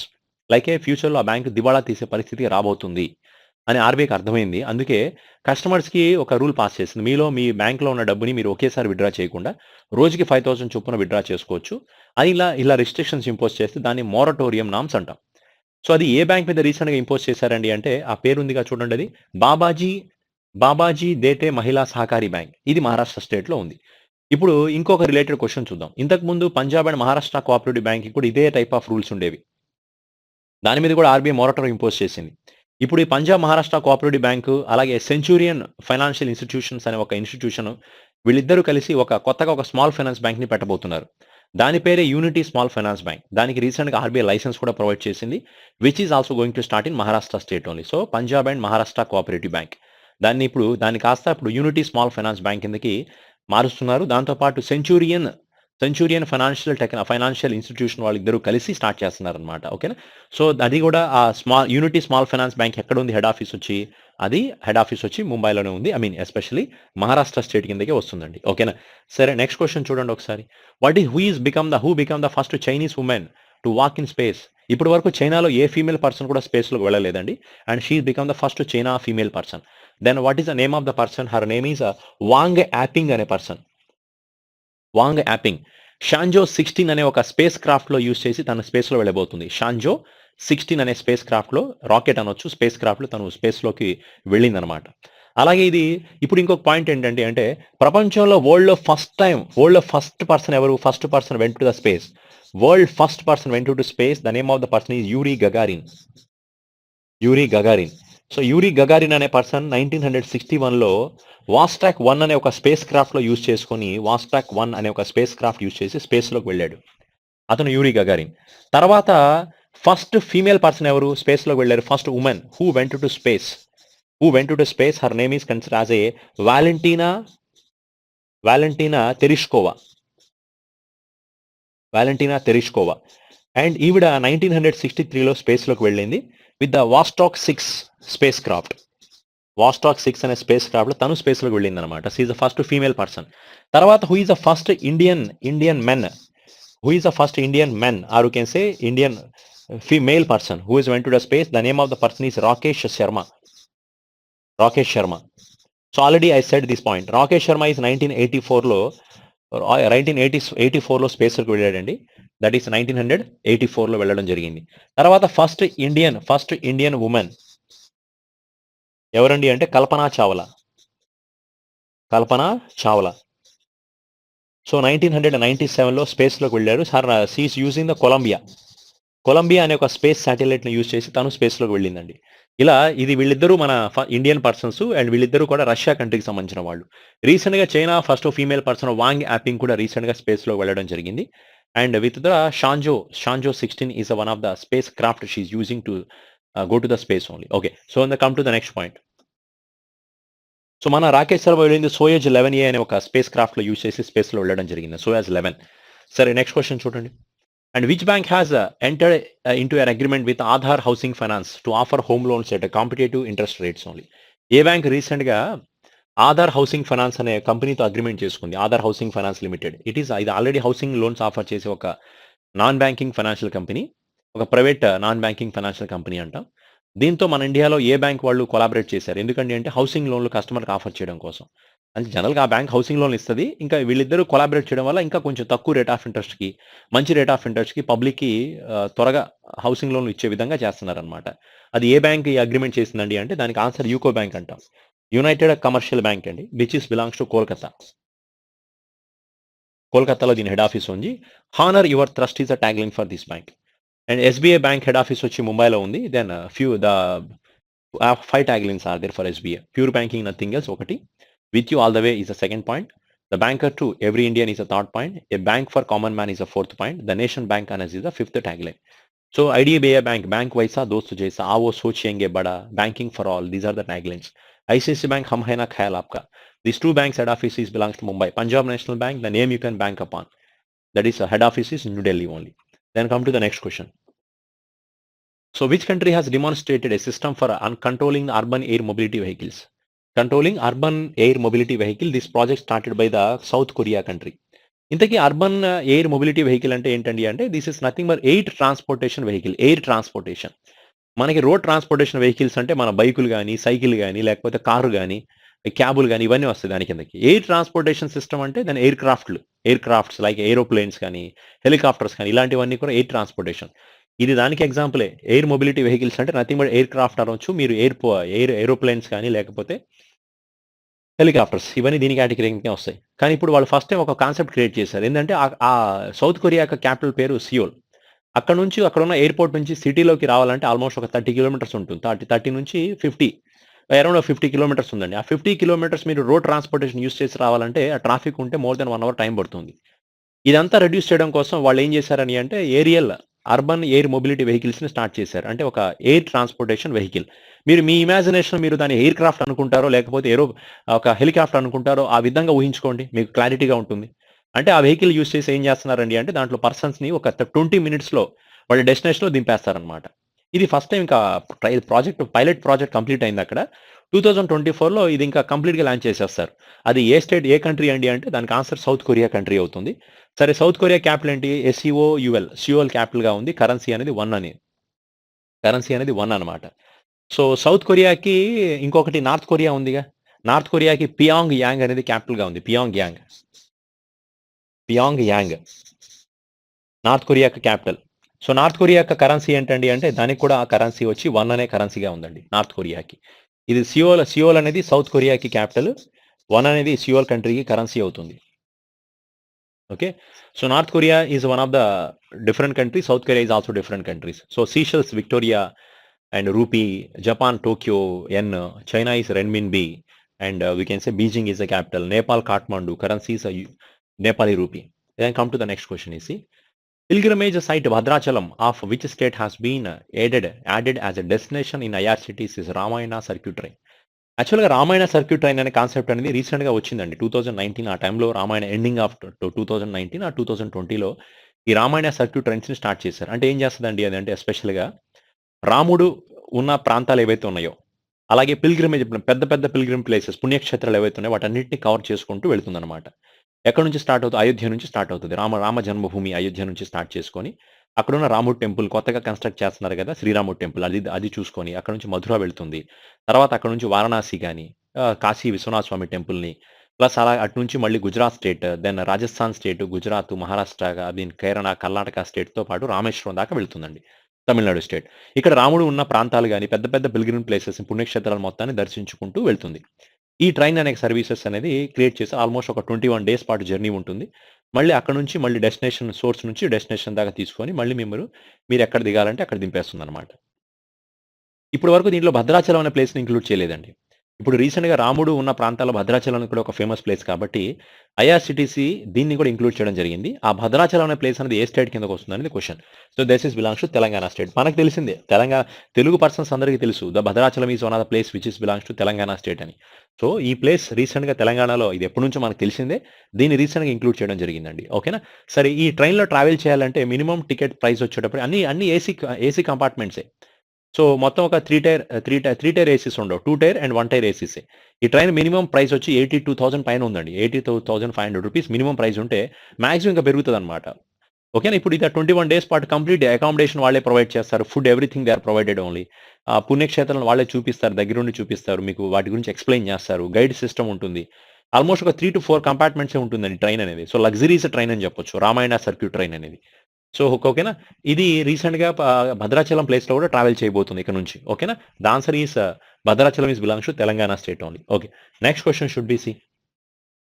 Which country has become the 101th member country of 101th member country to join International Solar Alliance? So international solar అలియన్స్లో ఏది 101th కంట్రీగా రీసెంట్గా include అయిందంటే అంటే దానికి answer USA అండి. యాక్చువల్గా ఇంటర్నేషనల్ సోలార్ అలియన్స్ అనే concept ఈ ఇంటర్నేషనల్ ఆర్గనైజేషన్ 2015లో గురుగ్రామ్ అనే ప్లేస్లో స్టార్ట్ చేశారు. గురుగ్రామ్ అంటే ఇది హర్యానా స్టేట్లో ఒక సిటీ అనమాట. దీనికి ఫౌండర్స్ ఎవరండి అంటే India and France countries are the founders of this one. So India plus France వీళ్ళిద్దరూ కలిసి దీన్ని స్టార్ట్ చేశారు. అంటే ఫౌండర్స్ అంటే ఇండియాకి సంబంధించి నరేంద్ర మోడీ గారు దీనికి ఫౌండర్గా ఉన్నారు. ఫ్రాన్స్ కంట్రీకి సంబంధించి ఫ్రాంకోసిస్ హలాండే అనే పర్సన్, అతను ఫ్రాన్స్ కంట్రీకి సంబంధించిన ప్రెసిడెంట్ అనమాట అప్పట్లో, ఇప్పుడు 2015లో. వీళ్ళిద్దరూ కలిసి గురుగ్రామ్ అనే ప్లేస్లో ఇంటర్నేషనల్ సోలార్ అలయన్స్ని స్టార్ట్ చేశారు. దీని యొక్క మెయిన్ పర్పస్ ఏంటి అంటే for the generation of solar energy అండి. సోలార్ ఎనర్జీని జనరేట్ చేయడం. For generation of solar energy is the main intention of this one. ఎందుకంటే అంటే రీసెంట్గా మనం ఎనర్జీస్ మీద, ఎలక్ట్రిసిటీ మీద డిపెండ్ అయ్యే సెక్టార్స్ ఏమున్నాయండి అంటే మనం కోల్ మీద కానీ, thermal power plants, hydro power plants వాటి మీద డిపెండెంట్ అవుతున్నాం. సో వీటి వల్ల ఏమవుతుందంటే రోజు రోజుకి దెన్ కంబషన్ లెవెల్స్ పెరిగిపోతున్నాయి, లైక్ కార్బన్ ఎమిషన్స్ పెరుగుతున్నాయి, గ్రీన్ హౌస్ గ్యాసెస్ ఎక్కువగా రిలీజ్ అవుతున్నాయి. సో వాటన్నిటిని కంట్రోల్ చేయాలంటే సోలార్ ఎనర్జీని యూజ్ చేస్తే బెస్ట్గా ఉంటుంది. ఆ ఉద్దేశంతో ఈ మొత్తం ఒక గురుగ్రామ్లో దీన్ని స్టార్ట్ చేశారు. యాక్చువల్గా ఇంటర్నేషనల్ సోలార్ అలయన్స్లో 124 మెంబర్షిప్ కంట్రీస్ ఉండొచ్చు అనమాట. అంటే ఈ 124 మెంబర్షిప్ కంట్రీస్లో సోలార్ ఎనర్జీ అనేది బాగా ప్రొడ్యూస్ అవుతుంది. అంటే వీటిలోనే మన ప్రపంచంలో మొత్తం మోర్ దెన్ 230-250 కంట్రీస్ వరకు ఉన్నాయి కదా. ఈ అన్ని దేశాల్లో ఎప్పుడు సూర్యుడు ఉండడండి. వీటిలో కొన్ని కంట్రీస్లో మాత్రమే నిరంతరం అంటే రెగ్యులర్గా సూర్యుడు యొక్క కిరణాలు పడతా ఉంటాయి. అలాంటివి మొత్తం 124 కంట్రీస్ ఉన్నాయి. ఆ 124 కంట్రీస్ అనేది tropic of cancer, tropic of క్యాప్రికాన్లో లొకేట్ అయి ఉన్నాయి. మనకి ఎర్త్ మీరు అబ్జర్వ్ చేశారనుకో, if you observe the earth we have this is equator, ఇది tropic of cancer, tropic of Capricorn అంటాం. కర్కట రేఖ, మకర రేఖ, భూమధ్య రేఖ అంటాం కదా. ఈ ఏరియాలో ఉన్న దేశాలు ఏంటంటే ఆల్మోస్ట్ 124 కంట్రీస్ ఉన్నాయి. ఇక్కడే మనకి సోలార్ రేస్ ఎక్కువగా కనబడుతూ ఉంటాయి. అందుకని 124 మెంబర్స్ని ఇంటర్నేషనల్ సోలార్ అలయన్స్లో ఇంక్లూడ్ చేసుకున్నారు. కానీ ఇప్పుడు వరకు 124 మెంబర్షిప్ కంట్రీస్ లేవు. అంటే 124 కంట్రీస్ అనేది సోలార్ టెక్నాలజీస్ ఎక్కువగా ఉన్నాయి కాబట్టి ఆ 124 కంట్రీస్ అనేది ఇంటర్నేషనల్ సోలార్ అలయన్స్లో మెంబర్స్ అవ్వచ్చు. కానీ ఇప్పుడు వరకు అయింది 101 కంట్రీసే. 101th కంట్రీ ఏది అని అడుగుతున్నారు. The answer for this question is USA country is 101th membership country for international solar alliance only. Okay, next question C. Who has become the India's wealthiest self-made female billionaire according to Bloomberg's Billionaires Index? Bloomberg's billionaire index అనేది UK కంట్రీకి సంబంధించిన ఒక agency. వీళ్ళు release చేస్తారు. ప్రపంచంలో richest persons యొక్క డేటాని ఏ country యొక్క వెల్దీ కంట్రీగా ఉందో, ఏ కంట్రీ సంపద బాగుందో, ఏ కంట్రీలో రిచెస్ట్ పర్సన్స్ ఉన్నారో వాటి మీద ఫోకస్ చేస్తూ బ్లూంబర్గ్ బిలియనియర్స్ రిపోర్ట్‌ని రిలీజ్ చేస్తారు. వీళ్ళు ఇచ్చిన రిపోర్ట్ ప్రకారం ఇండియాలో ఏ ఫీమేల్ పర్సన్ రిచెస్ట్ పర్సన్‌గా ఉన్నారు, వెల్దియెస్ట్ పర్సన్‌గా ఉన్నారండి అంటే her name is Falguni Nayar. ఎవరండి Falguni Nayar? And she is Nykaa company founder. Nykaa అనేది ఒక బ్యూటీ బ్రాండ్ అనమాట. Beauty brand company. Beauty brand. So cosmetics గాని ఓకేనా ఉన్నాయి కదా! మన ఫీమేల్స్ పర్సన్స్ ఎక్కువగా మనం మనం యూజ్ చేసే మన బ్యూటీ బ్రాండెడ్ ఐటెమ్ పర్ఫ్యూమ్స్ అవ్వచ్చు, లైక్ డిఫరెంట్ హెయిర్ కలర్స్ అవ్వచ్చు, దెన్ హెయిర్ పర్ఫ్యూమ్స్ కానీ, హెయిర్ స్ట్రైట్నర్స్ కానీ, ఇలాంటి చాలా వాటిని రిలీజ్ చేస్తది. Beauty brand company. కాస్మెటిక్స్ దగ్గర నుంచి ప్రతి ఒక్కటి. సో ఆ కంపెనీ యొక్క ఫౌండర్ ఎవరండి అంటే ఫాల్గుని నాయర్. సో ఆవిడనే ఇప్పుడు మన ఇండియాలోనే రిచెస్ట్ పర్సన్‌గా ఉందండి. And her worth is considered as almost $6.5 billion అన్నమాట. తన సంపద ఇప్పుడు వరకు $6.5 బిలియన్ ఉంది. మరి ఇండియాలో రిచెస్ట్ పర్సన్ ఎవరు? మెయిల్ పర్సన్స్‌లో richest persons in mens is Mukesh Ambani. Mukesh Ambani is the richest person in India. Almost ఇప్పటి నుంచి కాదండి, లాస్ట్ 11 ఇయర్స్ నుంచి ఇతనే ఉన్నారు ముఖేష్ రిచెస్ట్ పర్సన్స్‌గా. ఇతని property value almost around $92.5 billion ఉంది. So Mukesh Ambani property value is $92.5 billion ఇతని వాల్యూస్ ఉన్నాయి. సో కాబట్టి ఇతను ఇండియాలో రిచెస్ట్ పర్సన్‌గా ఉన్నారు మేల్స్‌లో. ఈవిడ ఫీమేల్స్‌లో Falguni Nayar is a female person. Mukesh Ambani తర్వాత సెకండ్ ప్లేస్‌లో మనకి గౌతమ్ అదానీ అనే పర్సన్ సెకండ్ ప్లేస్‌లోకి ఉన్నారండి. సరే, which bank has signed MoU with the army insurance group two offer the retail mortgage loans to the Indian army persons. ఇప్పుడు చూడండి ఇది. మన ఏ బ్యాంక్ వాళ్ళు రీసెంట్‌గా ఆర్మీ ఇన్సూరెన్స్ గ్రూప్‌తో ఒక అగ్రీమెంట్ చేసుకున్నారు. ఏందది అగ్రీమెంట్ అండి అంటే, వాళ్ళు ఒక రీటైల్ లోన్స్‌ని ఆఫర్ చేస్తున్నారు. రీటైల్ లోన్స్ అంటే ఏంటి? ఎస్పెషల్‌గా మన ఇమ్మూవబుల్ ప్రాపర్టీస్ ఏవైతే ఉంటాయో వాటిని బ్యాంక్ దగ్గర తాకట్టు పెట్టి తెచ్చే లోన్స్ అనమాట. లైక్ మన ల్యాండ్ డాక్యుమెంట్స్‌ని గాని, మన ఇంటి బిల్డింగ్ డాక్యుమెంట్స్‌ని గాని బ్యాంక్ దగ్గర తాకట్టు పెట్టి, అదే ఎస్పెషల్లీ ఇమ్మూవబుల్ ప్రాపర్టీస్‌ని బ్యాంక్ దగ్గర మార్టగేజ్ చేసి తెచ్చే లోన్స్ అనేవి వాటిని మనం అలాంటి లోన్స్‌ని మార్టగేజ్ లోన్స్ అంటాం. ఇప్పుడు ఇలాంటి లోన్స్ ఎవరికి ఆఫర్ చేయబోతున్నారండి అంటే, అదే ఎవరన్నా ఆర్మీ మన సోల్జర్స్ ఉన్నారు కదా! ఇండియన్ ఆర్మీలో వర్క్ చేసేవాళ్ళు. ఇండియన్ ఆర్మీలో పనిచేసే మన సోల్జర్స్ కానీ, మన ఎవరైతే ఉన్నారో వాళ్ళకి మార్టగేజ్ లోన్స్ ఆఫర్ చేయాలనే ఉద్దేశ్యంతో ఒక బ్యాంక్ అనేది ఆర్మీ ఇన్సూరెన్స్ గ్రూప్‌తో ఒక ఎంఓయూ చేసుకోవడం జరిగింది. ఇంతకీ ఆ బ్యాంక్ పేరు ఏంటని అడుగుతున్నారు. The answer for this question is axis bank is collaborated this type of agreement. ఇక నుంచి mortgage loans Indian army persons కూడా వాళ్ళకి సంబంధించిన ల్యాండ్ డాక్యుమెంట్స్ ఏవైతే ఉంటే తాకట్టు పెట్టి they can also take some type of loan. Already process ఉందండి. కాకపోతే ఇప్పుడు స్పెషల్‌గా ఇండియన్ ఆర్మీ పర్సన్స్ కోసం లాంచ్ చేస్తున్నారు. So axis bank has collaborated this type of technology with with army insurance company group. So they are offering retail mortgage loans to Indian army persons. Okay. Next question is recently Wahab Riaz అనే person international cricket నుంచి retirement announcement ఇచ్చాడు. కాకపోతే వెంటనే కాదండి. And he will play for 2023 cricket world cup. After complete the 2023 cricket world cup, immediately this person has confirmed his retirement only. But already he's announced, he said that after 2023 I will never play. So tell me what is the name of the person? Wahab Riaz. ఎవరండి తను అండి అంటే, he was from the Pakistan cricketer అండి. Pakistan cricketer. Now tell me the answer. 2023 cricket world cup which country will going to host? 2023 cricket world cup that is India country will host only. 2023లో India country host చేయబోతుందండి. సరే, next question see. Next point is you can say who was appointed as a next chief of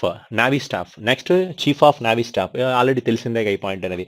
are Harikumar is next navy chief. ఇతను కరంబీర్ సింగ్ అనే person ప్లేస్‌లో replace అవుతున్నాడండి. మరి air ఫోర్స్‌కి ఎవరు? Air force the new chief is considered as a VR Chaudhari.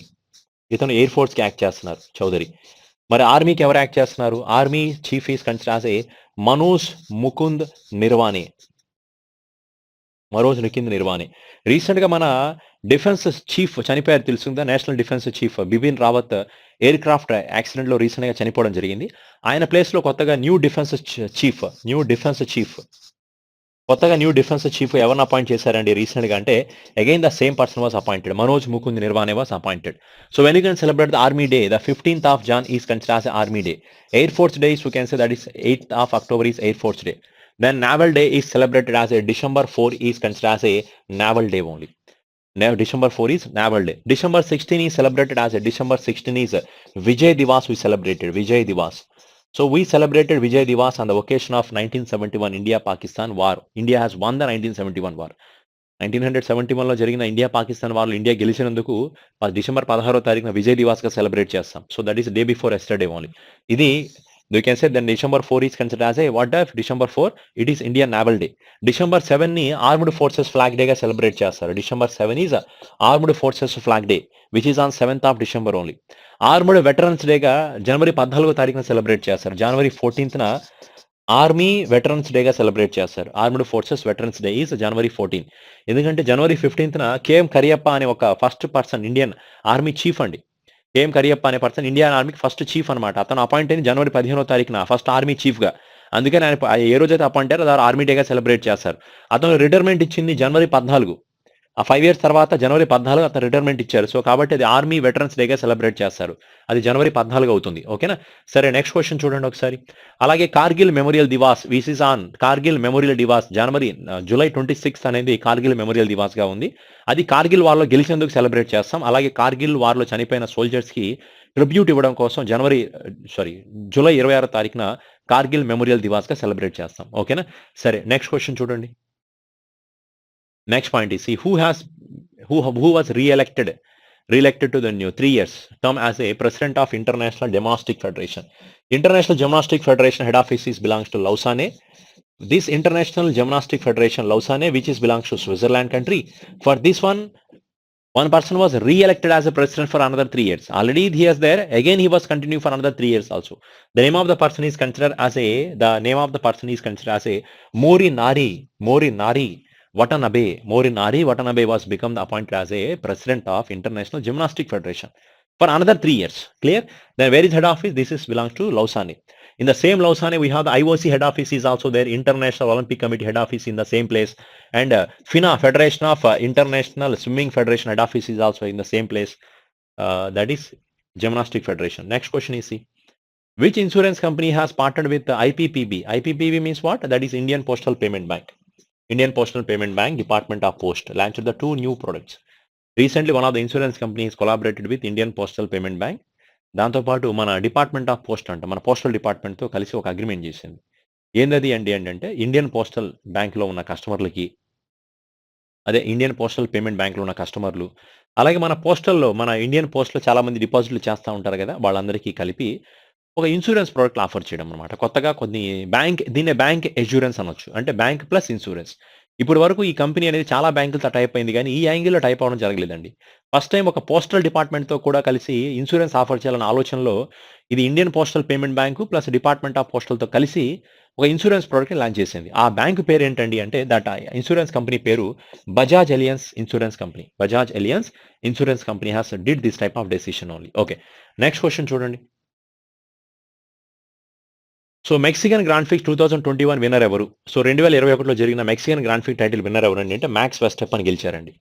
ఇతను Max Verstappen from the Netherland country సంబంధించిన racer from Mercedes driver. ఇతను Mercedes, Lewis Hamilton కూడా మెర్సిడెస్ డ్రైవరేనండి. ఇప్పుడు ఈ డానియల్ రికార్డో అనే పర్సన్ కూడా మెర్సిడెస్కి సంబంధించిన డ్రైవరే. ఇతను కాకపోతే దిస్ పర్సన్ ఈజ్ ఫ్రమ్ ఇతను ఫ్రాన్స్ కంట్రీకి సంబంధించిన person Daniel Ricardo. Louis Hamilton is from which of the country అండి అంటే అతను బ్రిటన్ కంట్రీ. ఈ పర్సన్ అయితే మ్యాక్స్ వెస్టెప్పన్ అనే పర్సన్ నెదర్లాండ్ కంట్రీ, అంటే బెల్జియంలో పుట్టాడు, దానికి కంప్లీట్లీ ఫ్రమ్ నెదర్లాండ్ కంట్రీ కిందకే వస్తాడండి. సరే, ఈ సంవత్సరం 2021లో మొత్తం ఈ ఫార్ములా 1 రేసింగ్స్ ఎన్ని జరిగాయండి అంటే ఫార్ములా వన్ రేసింగ్స్ మొత్తం 22 జరిగాయి. 22 గ్రాండ్ ప్రిక్స్ జరిగాయి. దాంట్లో మ్యాక్స్ వెస్టెప్పన్ గెలిచింది 10. మ్యాక్స్ వెస్టెప్పన్ 10 గెలిచాడండి. లూయిస్ హ్యామిల్టన్ 8 గెలిచారు. మొత్తం వీళ్ళిద్దరు కలిసే 18 టైటిల్స్ గెలిచారు. సో ఆల్రెడీ వీటి గురించి మీకు ప్రీవియస్ క్లాస్లో మొత్తం చెప్పాను. అంటే ఇంతకుముందు 20 జరిగాయి, ఇప్పుడు 22. మన డిసెంబర్ మంత్లో 2 గ్రాండ్ ప్రిక్స్ టైటిల్స్ కంప్లీట్ అయ్యాయి. మొత్తం 22 అయినాయి కదా. ఇప్పుడు ఆ 22 గెలిచిన పర్సన్స్ పేర్లు ఒకసారి చెప్తానండి. దాంట్లో మ్యాక్స్ వెస్టెప్పన్ గెలిచింది 10 కదా. ఏమేం గెలిచాడు Max Verstappen? One of the title is Emilia Romagna అంట. ఇది ఇటలీలో జరిగిన ఒక టైటిల్. ఇది యాక్చువల్గా ఇది జనవరి, అంటే ఇప్పుడు నేను చెప్పే లిస్ట్ మొత్తం 2021 జనవరి నుంచి డిసెంబర్ వరకు జరిగినవండి. సో దాని తర్వాత ఇతను గెలిచిన ఇంకొక టైటిల్ పేరు స్టెరియన్ అంటే ఇది ఆస్ట్రియా కంట్రీకి సంబంధించింది. ప్లస్ అలాగే ఆస్ట్రియా గ్రాండ్ ప్రిక్స్ టైటిల్ కూడా ఒకటి సపరేట్గా ఉందండి. దాంతోపాటు మొనాకో గ్రాండ్ ప్రిక్స్ టైటిల్ ఒకటి, దీంతోపాటు ఫ్రెంచ్ గ్రాండ్ ప్రిక్స్ టైటిల్ ఒకటి, తర్వాత డచ్ ఒకటి, మనవాడు ఇంకా బెల్జియం గెలిచాడు, బెల్జియం గ్రాండ్ ప్రిక్స్ టైటిల్. దాంతోపాటు రీసెంట్గా యుఎస్ఏ గ్రాండ్ ప్రిక్స్ ఒకటి, మళ్ళీ మెక్సికో. ఇప్పుడు రీసెంట్గా కొత్తగా డిసెంబర్ మంత్లో జరిగింది అబుదాబి. ఇవన్నీ గెలిచింది ఎవరు? మన మ్యాక్స్ వెస్టెప్పన్ గెలిచిన టైటిల్స్ ఇవన్నీ. ఇది డానియల్ రికార్డో గురించి కాదండి. డానియల్ రికార్డో గెలిచింది ఇటలీ గ్రాండ్ ప్రిక్స్ టైటిల్. ఇతను గెలిచింది Italy Grand Prix Daniel Ricciardo గెలిచాడు. ఇప్పుడు నేను రాసిన ఈ 10 టైటిల్స్ ఎవరికి సంబంధించినవి? These are the titles belongs to Max Verstappen. మళ్ళీ మన లూయిస్ హామిల్టన్ ఉన్నారుగా, మన గురువు గారు లూయిస్ హామిల్టన్. ఇతను ఎక్కువ గ్రాండ్ స్లామ్ టైటిల్ గెలిచింది ఇతనే. Grand prix titles 103 grand Prix title గెలిచాడు. ప్రపంచంలోనే ఎక్కువ grand prix titles, formula 1 grand Prix title గెలిచిన వ్యక్తి లూయిస్ హామిల్టన్. మొత్తం ఎన్ని ఇప్పటి వరకు 103 టైటిల్స్ గెలిచాడండి. ఓకేనా? ఇంతకుముందు రష్యన్ కంట్రీకి సంబంధించిన పర్సన్ ఉండేవాడు సుషుమ్చర్ అని. అతన్ని రికార్డ్ని బ్రేక్ చేసి ఇప్పుడు 103 టైటిల్స్ గెలిచాడు. అతను నా 92, ఇతను 103 అనమాట. ఇతను గెలిచినవి ఏమున్నాయండి? ఇతను పోర్చుగీస్ టైటిల్ ఒకటి,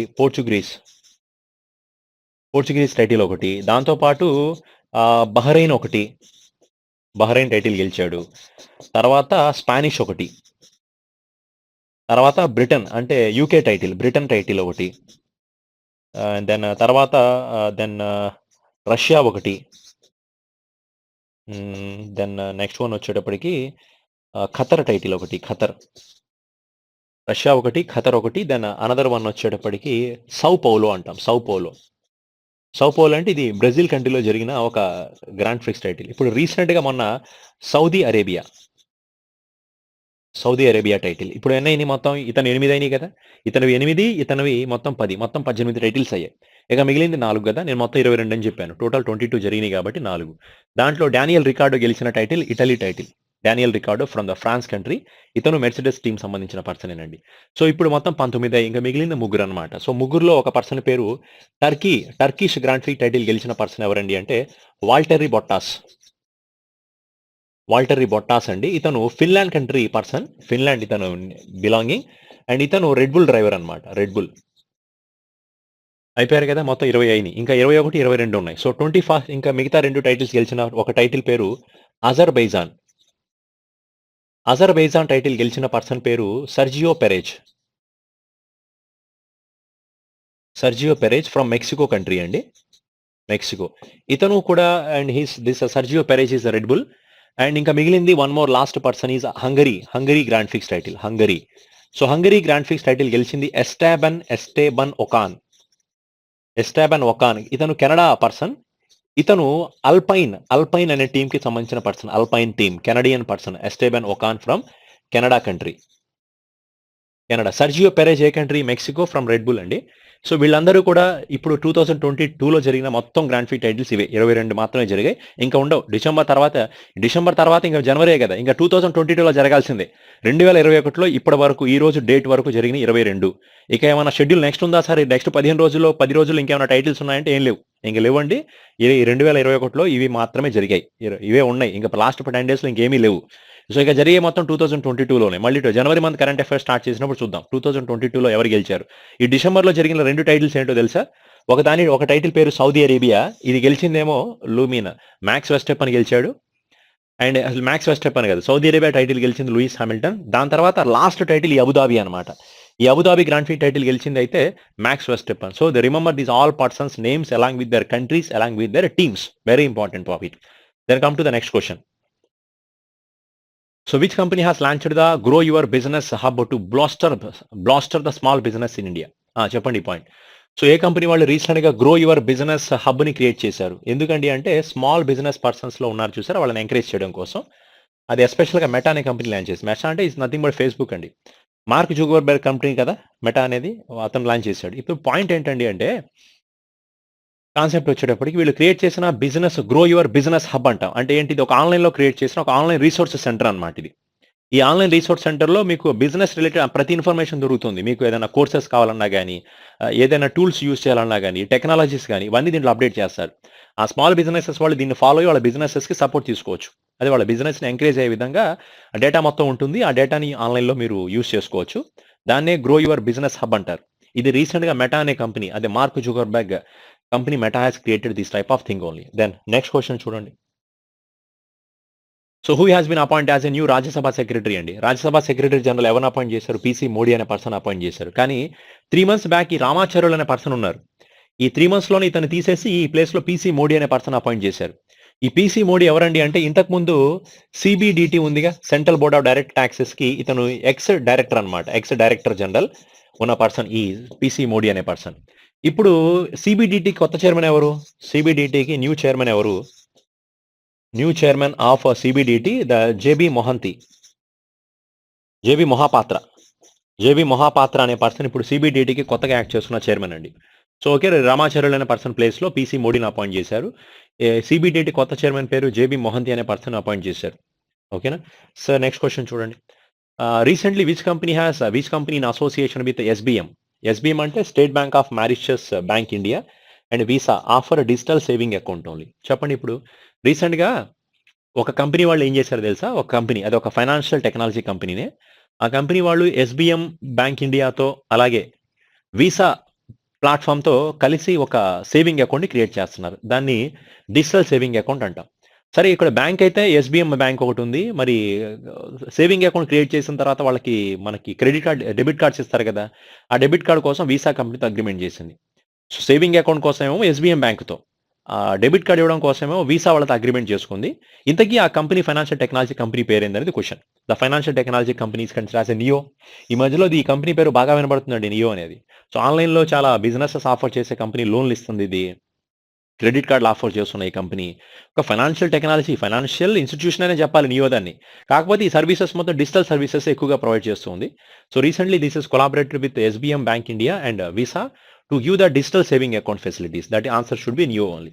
next question should be C. Next one is Brickwork rating ప్రకారం, as per the Brickwork rating, India's GDP growth rate for the financial year 2022, 2022 సంవత్సరానికి సంబంధించి జీడిపి గ్రోత్ రేట్ వాల్యూస్ ఎలా ఉన్నాయని చెప్తున్నారు. 2022 కదా, so ఇది 2021. They focusing on 2022 India GDP growth rate అండి. So estimate the point should be 10 to 10.5%. మరి 2021-2022 financial ఇయర్కి సంబంధించి కొన్ని జీడిపి గ్రోత్ రేట్ చూడండి. ఆర్బీఐ ప్రకారం జీడిపి గ్రోత్ రేట్ వచ్చి 9.5%. So Asian development bank is said India GDP growth rate is 10%. So International Monetary Fund is said the India GDP growth rate is 6%. And World Bank is said the India GDP growth rate value is 8.3%. As per the Fitch, as per the S&P, as per the Standard and Poor, the India growth rate is 9.5%. So as per Moody, the India GDP growth rate is 9.6%. As per Fitch, so India GDP growth rate is 8.7%. As per FICCI, or you can say as per OECD, as per OECD, India GDP growth rate is 9.7%. As per FICCI, as per FICCI, the India GDP growth rate is 9.1%. As per the bank rating, as per bank credit, the India GDP growth rate is 5.8%. So these are the some type of India GDP growth rate as per the ICRA, ICRA. So as per ICRA, India GDP growth rate is 9% only. This is for 2021-22 financial year, but this is 2022 financial year. As per the BRICS work rating, India growth rate should be 10 to 10.5% only. Clear? Then come to the next question. Point is C, next one. What is the theme of recently launched global hackathon? That is a Harbinger by RBI. RBI has recently, Reserve Bank of India వాళ్ళు ఒక hackathon create చేశారు. దానికి ఏమైనా ఒక పేరు పెట్టుకున్నారు, హర్బింగర్ అని. ఇది ఆర్బీఐ లాంచ్ చేస్తుంది. ఇంతకీ ఈ ప్రోగ్రామ్ యొక్క మెయిన్ కాన్సెప్ట్ ఏంటో తెలుసా? మన ఇండియాలో డిజిటల్ పేమెంట్స్ని ఎంకరేజ్ చేయడం అనే ఉద్దేశం దీని యొక్క మెయిన్ ఇంటెన్షన్. సో మన ఇండియాలో డిజిటల్ పేమెంట్స్ని పెంచాలనే ఉద్దేశంతో వీళ్ళు స్టార్ట్ చేసిన ప్రోగ్రామ్ కదా. So what is the theme for this one? The theme ఏంటండి అంటే స్మార్టర్ డిజిటల్ పేమెంట్స్ అనేది దీనికి థీమ్ అవుతుంది. Smarter digital payment is the theme for this one. To encourage the digital payments in India, this programme has created. సరే, which organisation signed MOU with Japan railway track consultant company limited for the design of high speed rail track networks only? For దీనికి answer వచ్చి national high speed. So that is national high speed rail corporation limited is a full form. అంటే ఇది మన Indian organisation అండి. వీళ్ళు Japan కంట్రీకి సంబంధించిన Japan rail track consultation కంపెనీతో అగ్రిమెంట్ చేశారు. దేనికోసం చేశారు తెలుసా? చేసిన అగ్రిమెంట్ వచ్చేటప్పటికి హై స్పీడ్ ట్రాక్ వర్క్స్ అండి. మన ఇండియాలో మన రైల్వే ట్రాక్స్ ఏవైతే ఉన్నాయో చూసారా, వాటి యొక్క కొత్త డిజైన్ మారుస్తున్నారు. అంటే వాటన్నిటి కూడా హై స్పీడ్ ట్రాక్స్గా మార్చాలన్నమాట. అంటే ట్రైన్స్ అనేవి చాలా ఫాస్ట్గా వెళ్ళే విధంగా ట్రాక్ సిస్టమ్, ఆ ట్రాక్స్ యొక్క డిజైన్ మార్చాలనే ఉద్దేశంతో మన national high speed rail corporation limited has collaborated with Japan country railway track consultation company limited. So the answer for this question is NHSRCL. The next point should be C. Next one is C. The International Maritime Organization, the UN body, charged with developing international shipping strategy on tracking climate change as a set a target to cut the emission by 50% by which year. అంటే అంతర్జాతీయ maritime organisation వాతావరణ మార్పులను ఎదుర్కోవడంలో అంతర్జాతీయ shipping వ్యూహాన్ని అందించడానికి బాధ్యత వహించే యుఎన్ బాడీ ఏ సంవత్సరానికి ఉద్గారాలను 50% తగ్గించాలని లక్ష్యంగా పెట్టుకుంది. ఇప్పుడు ఇంటర్నేషనల్ మ్యారిటైమ్ ఆర్గనైజేషన్ అనేది దీని హెడ్ ఆఫీస్ లండన్‌లో ఉంది. ఓకేనా? ఇప్పుడు ఇది చేసే పనేంటి ఇంటర్నేషనల్ మ్యారిటైమ్ ఆర్గనైజేషను? ఎస్పెషల్‌గా మన మ్యారిటైమ్ సెక్టార్స్ మొత్తాన్ని కూడా కంట్రోల్ చేస్తూ వాటి యొక్క గైడ్‌లైన్స్ అవన్నీ పాస్ చేస్తూ ఉంటుంది. వీళ్ళు రీసెంట్‌గా చెప్పారు ఏమనండి అంటే, మన ఇండియా మొత్తం మీద, మన వరల్డ్ మొత్తం మీద ట్రేడ్ అనేది ఎక్కువగా జరుగుతుంది సీ రూట్ నుంచే. 90% of world trade exporting through the sea route only. అంతే కదా మరి. మన ఇండియాలో 90% ఎక్స్‌పోర్ట్స్ మొత్తం సీ నుంచి సముద్ర మార్గం నుంచి జరుగుతాయి. ఇప్పుడు షిప్ నడవాలి అంటే దానికి సంబంధించిన కొన్ని ఫ్యూయల్స్ ఉండాలి. మరి షిప్ ఎలా నడుస్తది? సముద్రంలో వాటర్ తీసుకొని నడుస్తదా? కుదరదు కదా! దానికి కొన్ని ఫాసిల్ ఫ్యూయల్స్ ఉంటాయి. మన పెట్రోల్ వాడతారు. దాంట్లో diesel వాడాల్సొస్తది.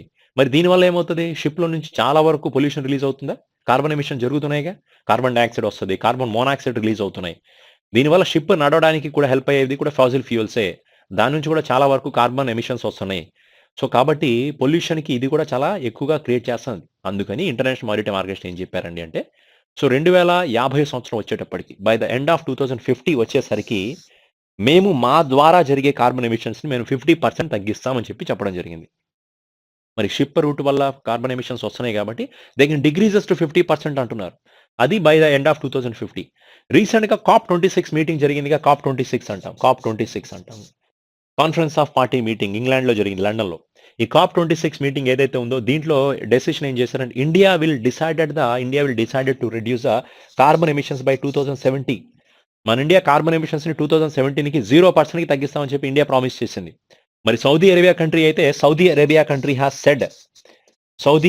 Country has said they want to reduce the zero carbon emissions by 2060 only. 2060కి zero emissions Saudi Arabia promise.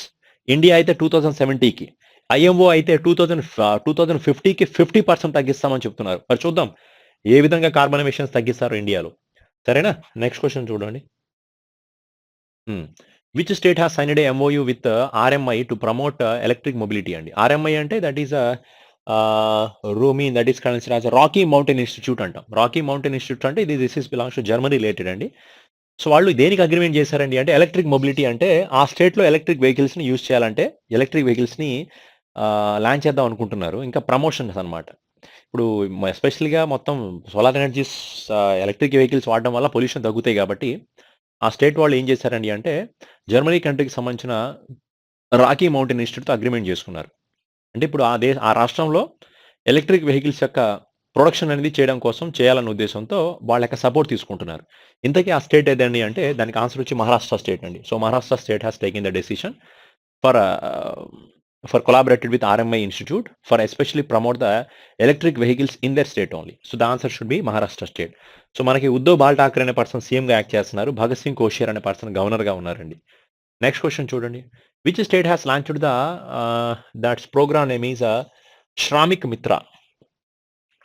మిత్ర scheme for the construction workers అండి. ఆన్సర్ వచ్చేటప్పటికి ఢిల్లీ స్టేట్ గవర్నమెంట్ వాళ్ళు అరవింద్ కేజ్రీవాల్ గవర్నమెంట్ స్టార్ట్ చేసింది శ్రామిక్ మిత్ర అనే ప్రోగ్రామ్. ఈ శ్రామిక్ మిత్ర ప్రోగ్రామ్‌లో పాటు మొత్తం ఒక 800 శ్రామిక్ మిత్రాస్‌ని స్టార్ట్ చేశారు. 800 శ్రామిక్ మిత్రాస్ దే స్టార్టెడ్ శ్రామిక్ మిత్ర. శ్రామిక్ మిత్ర అంటే దే ఆర్ హావింగ్ మిత్ర అంటే దట్ ఈస్ ఫ్రెండ్స్ అని కదా! శ్రామిక్ అంటే ఎస్పెషల్లీ కన్‌స్ట్రక్షన్ వర్కర్స్. వాళ్ళకి సపోర్ట్‌గా ఒక 800 మందిని స్టార్ట్ చేశారు శ్రామిక్ మిత్రాస్‌గా. వీళ్ళేం చేస్తారండి అంటే డోర్ టు డోర్ కాంపెయిన్ చేస్తారు. ఏ ఇంట్లో అయితే కన్‌స్ట్రక్షన్ వర్కర్స్ ఉన్నారో వాళ్ళ డేటా కలెక్ట్ చేసుకుంటారు. ఎందుకు కలెక్ట్ చేస్తున్నారండి అంటే వాళ్ళకి గవర్నమెంట్ లాంచ్ చేసే స్కీమ్స్ గురించి చెప్తారనమాట. They are creating awareness about the government schemes to construction workers. మరి కన్‌స్ట్రక్షన్ వర్కర్స్ కదండీ! వాళ్ళకి సపోర్ట్ కావాలి కదా! గవర్నమెంట్ ఇచ్చే బెనిఫిట్‌లు వాళ్ళకి తెలియాలి కాబట్టి వాళ్ళని ఉద్దేశించి ప్రోగ్రామ్ లాంచ్ చేశారు. అండ్ ఇంకొకటి ఏంటో తెలుసా? ఢిల్లీ స్టేట్ గవర్నమెంట్ రీసెంట్‌గా డీఏ పెంచింది. ఎవరికి? ఎస్పెషల్‌గా కన్‌స్ట్రక్షన్ ఫీల్డ్‌లో వర్కర్స్ ఎవరైతే నాన్ స్కిల్డ్ లేబర్స్ కానీ, సెమీ స్కిల్డ్ లేబర్స్‌కి 1% డీఏని కూడా హైక్ చేశారండి. డిఆర్‌ఎస్ అలవెన్సెస్ అంటాం. డిఆర్‌ఎస్ అలవెన్సెస్ అంటే మన దేశంలో ఇన్‌ఫ్లేషన్ ప్రైజెస్ ఏ విధంగా పెరుగుతున్నాయో దాన్ని బట్టి వీళ్ళ యొక్క సాలరీస్ కూడా ఇంక్రిమెంట్ చేస్తారు. సెంట్రల్ గవర్నమెంట్ రీసెంట్‌గా డీఏని పెంచిందండి. ఆల్‌మోస్ట్ ఒక ఇంతకుముందు 18% డీఏ రీసెంట్‌గా 17-18% డీఏ పెంచారు. అరౌండ్ 28% వరకు వెళ్ళింది. దాన్ని మళ్ళీ రీసెంట్‌గా మొన్న 3% కూడా పెంచారు. 31% డీఏ పెంచారు రీసెంట్‌గా సెంట్రల్ గవర్నమెంట్ వాళ్ళు. దాంతో పాటు ఏం చేశారండి అంటే ఈ ఢిల్లీ గవర్నమెంట్ అది కాకుండా కన్‌స్ట్రక్షన్ వర్కర్ కూడా డీఏ పెంచింది. అంటే వాళ్ళ సాలరీ కూడా 1% హైక్ చేశారన్నమాట. వాళ్ళకిచ్చే ఇప్పుడు రూ. 100 ఇస్తున్నారండి. నెలకి జీతం రోజుకి దాన్ని కాస్త 101 రూపీస్‌కి పెంచడం అనమాట. అలా 1% హైక్ కూడా చేయడం జరిగింది. అది అంతా ఢిల్లీ గవర్నమెంట్ వాళ్ళే చేశారు. ఇప్పుడు వాళ్ళు లాంచ్ చేసిన ప్రోగ్రామ్ పేరు Shramik Mitra which is started by Delhi government only. Okay. Next question చూడండి. Which state has approved the proposal for the implementation of Matribhumi Yojana? మాతృభూమి యోజనని ఇంప్లిమెంట్ చేయాలనే ఉద్దేశంతో ఏ స్టేట్ గవర్నమెంట్ డెసిషన్ తీసుకున్నారండి అంటే దానికి ఆన్సర్ ఉత్తరప్రదేశ్ స్టేట్ అండి. మాతృభూమి. అంటే ఏంటి సార్ అండి అంటే అక్కడ ప్రైవేట్ కంపెనీలు గాని అలాగే ఇండివిడ్యువల్ పర్సన్స్ ఎవరైతే ఉన్నారో వాళ్ళందరికీ ఎంకరేజ్ చేస్తున్నారు వాళ్ళని. దేనికోసం అండి అంటే రూరల్ విలేజెస్‌ని డెవలప్ చేయాలనే ఉద్దేశ్యంతో. విలేజెస్ కూడా మన పార్ట్ ఆఫ్ ఇండియానే గదా! మరి అలాంటిది విలేజెస్‌ని డెవలప్ చేయకపోతే డెవలప్‌మెంట్ ఎక్కడ కుదురుతుంది? అందుకని వాలంటీర్‌గా మన మాతృభూమి ఏదైతే ఉందో, మన విలేజెస్ ఏవైతే ఉన్నాయో వాటిని డెవలప్ చేసుకోవాలనే ఉద్దేశంతో ఇండివిడ్యువల్ పర్సన్స్ కానీ, కొన్ని కంపెనీలు గాని ఎంకరేజ్ చేస్తున్నారనమాట. దాన్ని మాతృభూమి యోజన అంటాం. ఇది ఉత్తరప్రదేశ్ స్టేట్ గవర్నమెంట్ వాళ్ళే స్టార్ట్ చేశారండి. సరే. Who was appointed as a brand ambassador of Amway India? Amway India అనేది ఏంటి సార్ అంటే ఇదొక fast moving consumer goods company. Fast moving consumer goods అంటే మీకు సంబంధించిన మీరు న్యూట్రిషనల్ ప్రొడక్ట్స్ గాని, beauty brands or maybe like a housing purpose ఇంట్లో వాడే కొన్ని వస్తువులు గాని, హోమ్ అప్లయెన్సెస్ కానీ వీటన్నిటిని కలిపి ఏమంటామంటే అంటే ఫాస్ట్ మూవింగ్ కన్స్యూమర్ గూడ్స్ అంటాం. ఇది Amway India fast moving consumer గూడ్స్‌కి బ్యూటీ ఐటెమ్స్ కానీ, న్యూట్రిషనల్ ఫుడ్ ఐటెమ్స్ కానీ, ఇవన్నీ ఫాస్ట్ మూవింగ్ కన్స్యూమర్ గూడ్సే కాబట్టి మనం రెగ్యులర్‌గా మన డైలీ లైఫ్‌లో మనం రెగ్యులర్‌గా వాడేవన్నీ కూడా ఫాస్ట్ మూవింగ్ కన్స్యూమర్ గూడ్సే. మనం తినేవి, మనం వాడుకునేవి ఇవన్నీ ఫాస్ట్ మూవింగ్ కన్స్యూమర్ గూడ్సే అవుతాయి. మన పేస్టులు గాని, టూత్ పేస్టులు, ఇంట్లో వాడే సరుకులు గాని, ఇవన్నీ ఎఫ్ఎంసీజీలో కిందకే వస్తాయి. పెనాయిల్‌లు గాని, చీపుర్లు గాని, these all are called as FMCGs. వాటన్నిటిని అలాగే మన బ్యూటీ బ్రాండ్స్ మనం యూజ్ చేసే వాజిలిన్స్ అవ్వచ్చు, మనం పర్ఫ్యూమ్స్ కానీ, ఇవన్నీ కూడా ఎఫ్ఎంసీజీ కిందకే వస్తాయి. వాటన్నిటిని ప్రొడ్యూస్ చేసే కంపెనీ పేరు ఈ యాంవే అనమాట. ఈ యాంవే ఇండియా కంపెనీకి రీసెంట్‌గా అమితాబ్ బచ్చన్‌ని బ్రాండ్ అంబాసిడర్‌గా అపాయింట్ చేశారు. He was appoint as a brand ambassador for this Amway India. Ayushmann Khurrana అనే పర్సన్‌ని కాయిన్ డీసీఎక్స్ అనే ఒక క్రిప్టో కరెన్సీకి బ్రాండ్ అంబాసిడర్‌గా అపాయింట్ చేశారు. కాయిన్ స్విచ్ కుబర్‌కి రీసెంట్‌గా రణవీర్ సింగ్‌ని బ్రాండ్ అంబాసిడర్‌గా అపాయింట్ చేశారు. Ranveer Singh. Then next one is we can say the point is what is that one? Sorry. దెన్ ఇది చూడండి. అడిడాస్‌కి బ్రాండ్ అంబాసిడర్‌గా అడిడాస్‌కి దీపికా పదుకొనెని బ్రాండ్ అంబాసిడర్‌గా అపాయింట్ చేశారు. దేనికి? అడిడాస్. అలాగే మన ఫైర్ బోల్ట్ అనే ఒక కంపెనీ ఉందిగా వేరబుల్ అదే వాచ్ బ్రాండ్. దీనికి విరాట్ కోహ్లీని అంబాసిడర్స్‌గా అపాయింట్ చేశారు. ఫాజిల్ అనే ఒక ఫ్రెంచ్ కంపెనీ ఏదైతే ఉందో, ఫాజిల్ అనే ఒక సేమ్ అది కూడా వాచ్ కంపెనీనే. దానికి కృతి సన్నని బ్రాండ్ అంబాసిడర్స్‌గా అపాయింట్ చేశారు.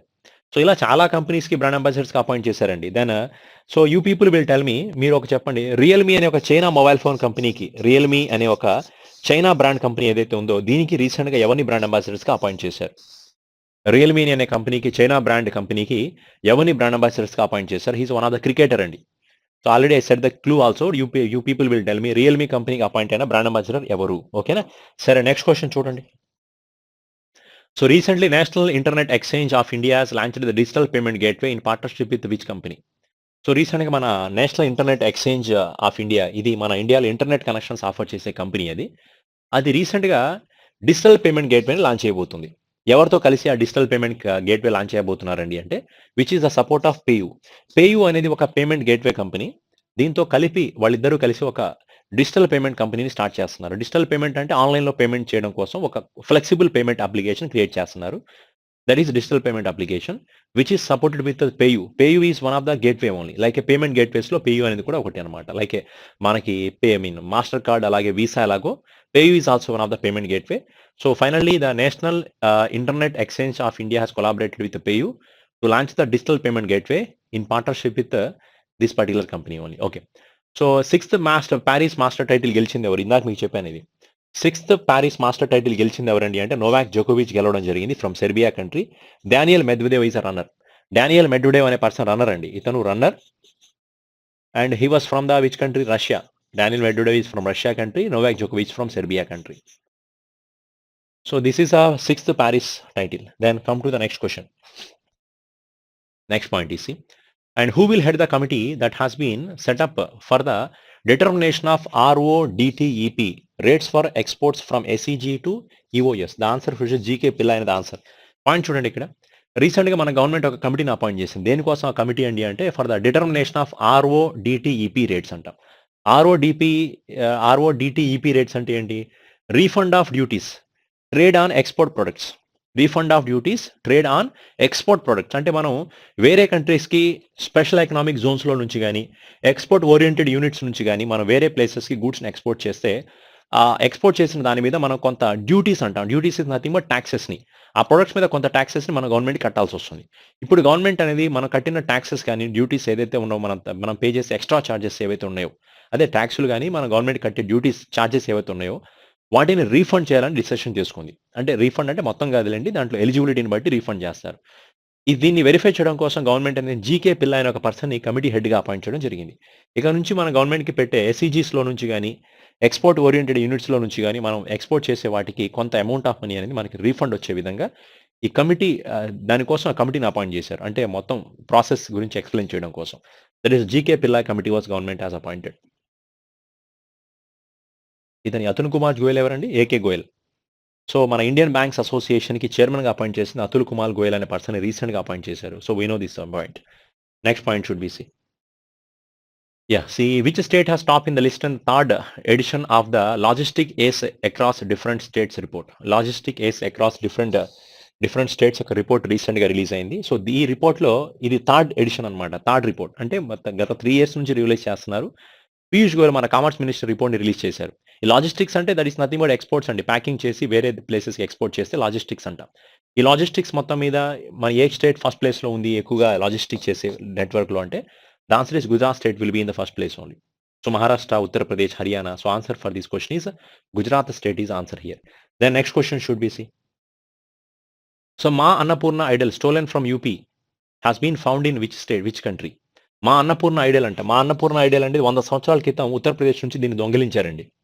రీసెంట్‌గా అది కెనడా కంట్రీలో ఐడెంటిఫై చేశారు. కెనడా కంట్రీ దాన్ని తిరిగి మరి ఉత్తరప్రదేశ్ స్టేట్‌కి రిటర్న్ చేసేసింది. సో, మా అన్నపూర్ణ ఐడల్ 100 సంవత్సరాల క్రితం కెనడా గవర్నమెంట్‌లో నుంచి కెనడా సారీ అదే ఉత్తరప్రదేశ్ నుంచి దీన్ని దొంగిలించారు.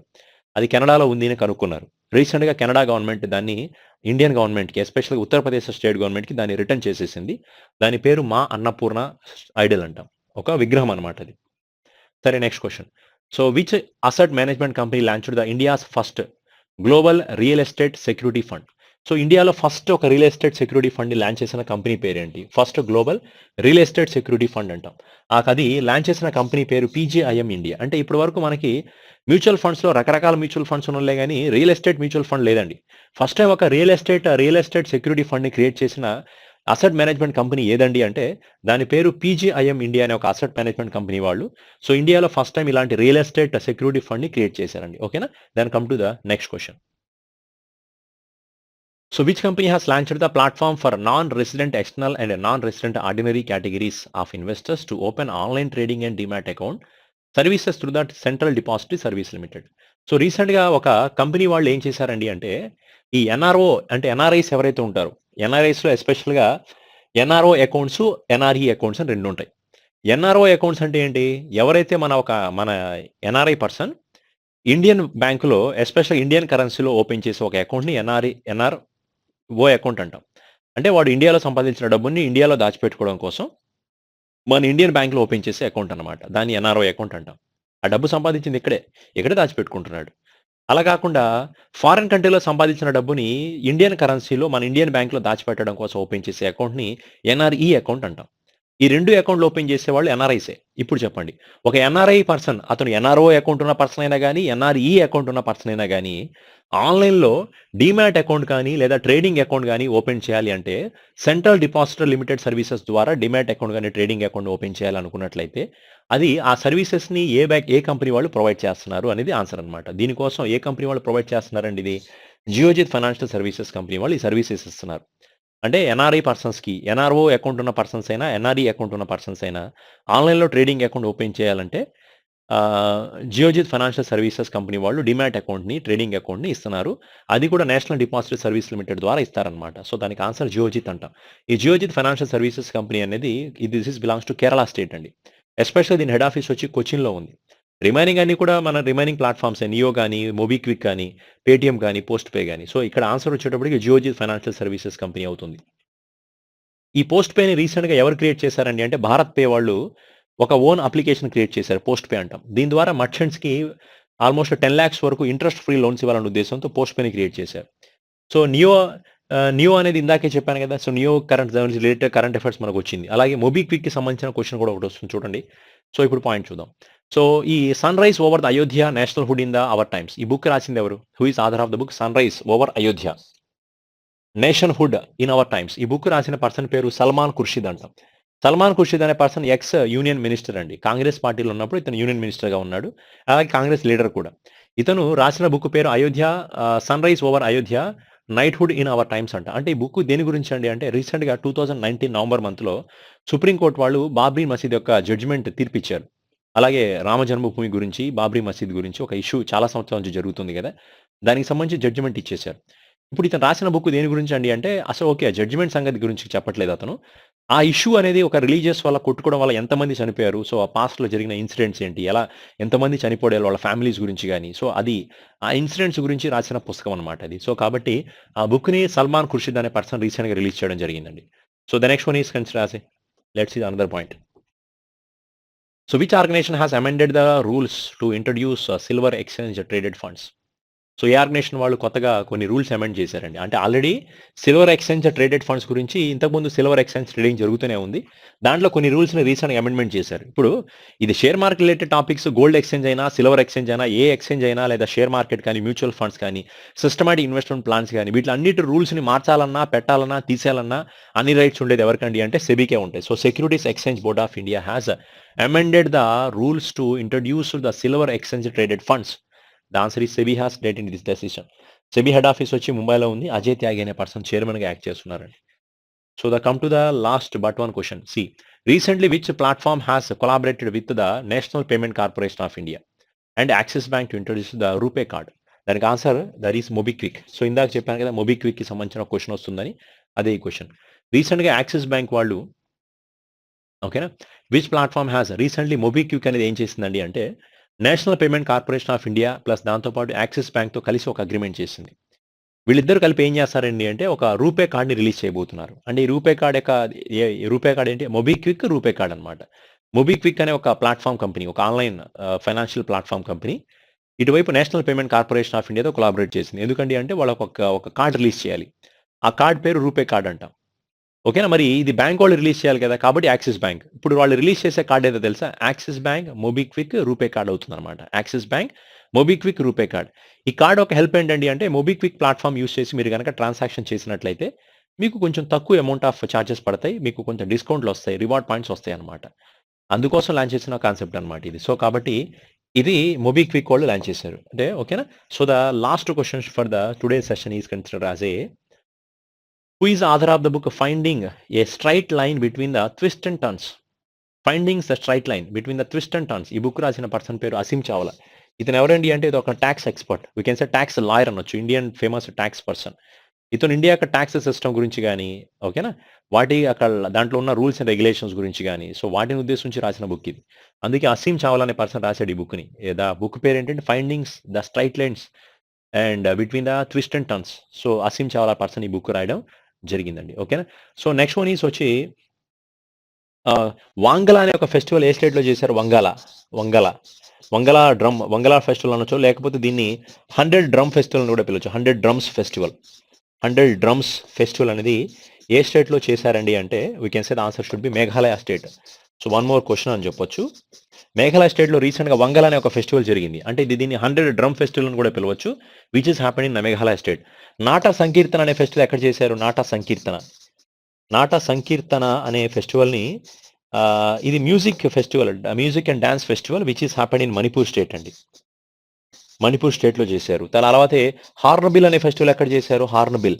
హార్న్‌బిల్ అనే ఒక ఫెస్టివల్ చేసింది నాగాలాండ్ స్టేట్‌లో చేసిన ఫెస్టివల్ పేరు హార్న్‌బిల్ అంట. సో ఇది కూడా రీసెంట్‌గా మనకు జరిగిన కొన్ని కరెంట్ అఫైర్సే. సో ఇది నాట సంకీర్తన, హార్న్‌బిల్ ఫెస్టివల్ ఈ 2 ఫెస్టివల్స్ మనకి అక్టోబర్ మంత్ కరెంట్ అఫైర్స్‌లో వచ్చాయి. కానీ నవంబర్ మంత్ కరెంట్ అఫైర్స్‌లో వాంగలా అనే ఒక ఫెస్టివల్ ఉంది. ఇది మేఘాలయ స్టేట్‌లో చేసిన one of the famous festival అవుతుందండి. So remember this type of point only. Okay. So అలాగే కార్బెట్ అనే ఒక ఎక్సర్సైజ్ ఉంది. కార్బెట్ అనే ఒక ఎక్సర్సైజ్ అనేది ఇండియాకి థాయిలాండ్‌కి మధ్యలో జరిగిన ఒక నేవల్ ఎక్సర్సైజ్ అన్నమాట. Which is Corbett exercise. ఇది ఎక్కడ జరిగిందంటే అండమాన్ సీలో జరిగింది. అండమాన్ సీ కాదు, సారీ, బే ఆఫ్ బెంగాల్ సీలో జరిగిందండి ఇది. This is Corbett. ఇండియాకి థాయిలాండ్కి మధ్యలో జరిగిన one of the naval exercise అని చెప్పొచ్చు, కార్బెట్ ఎక్సర్సైజ్. ఓకే, సో అలాగే మన ఇండియాకి చాలా కంట్రీస్కి కొన్ని సింబెక్స్ అనే ఎక్సర్సైజ్ జరిగింది. ఇండియాకి శ్రీలంకకి Yudh Abhyas is military exercise which is happened between India and USA కంట్రీకి మధ్యలో జరిగింది. సో ఓకేనా, then okay, remember these are the some current affairs are there for the regarding part 2 current affairs. So the next class we will discussing about the part 3. Soon we will complete part 3 and part 4 also. So okay na, so మీరు proper గా చూడండి ఒకసారి, then it is very helpful for you or your mains examination of IBPS and State Bank of India only. Okay, so thank you very much. Again we will meet in the part 3 current affairs. Okay, thank you.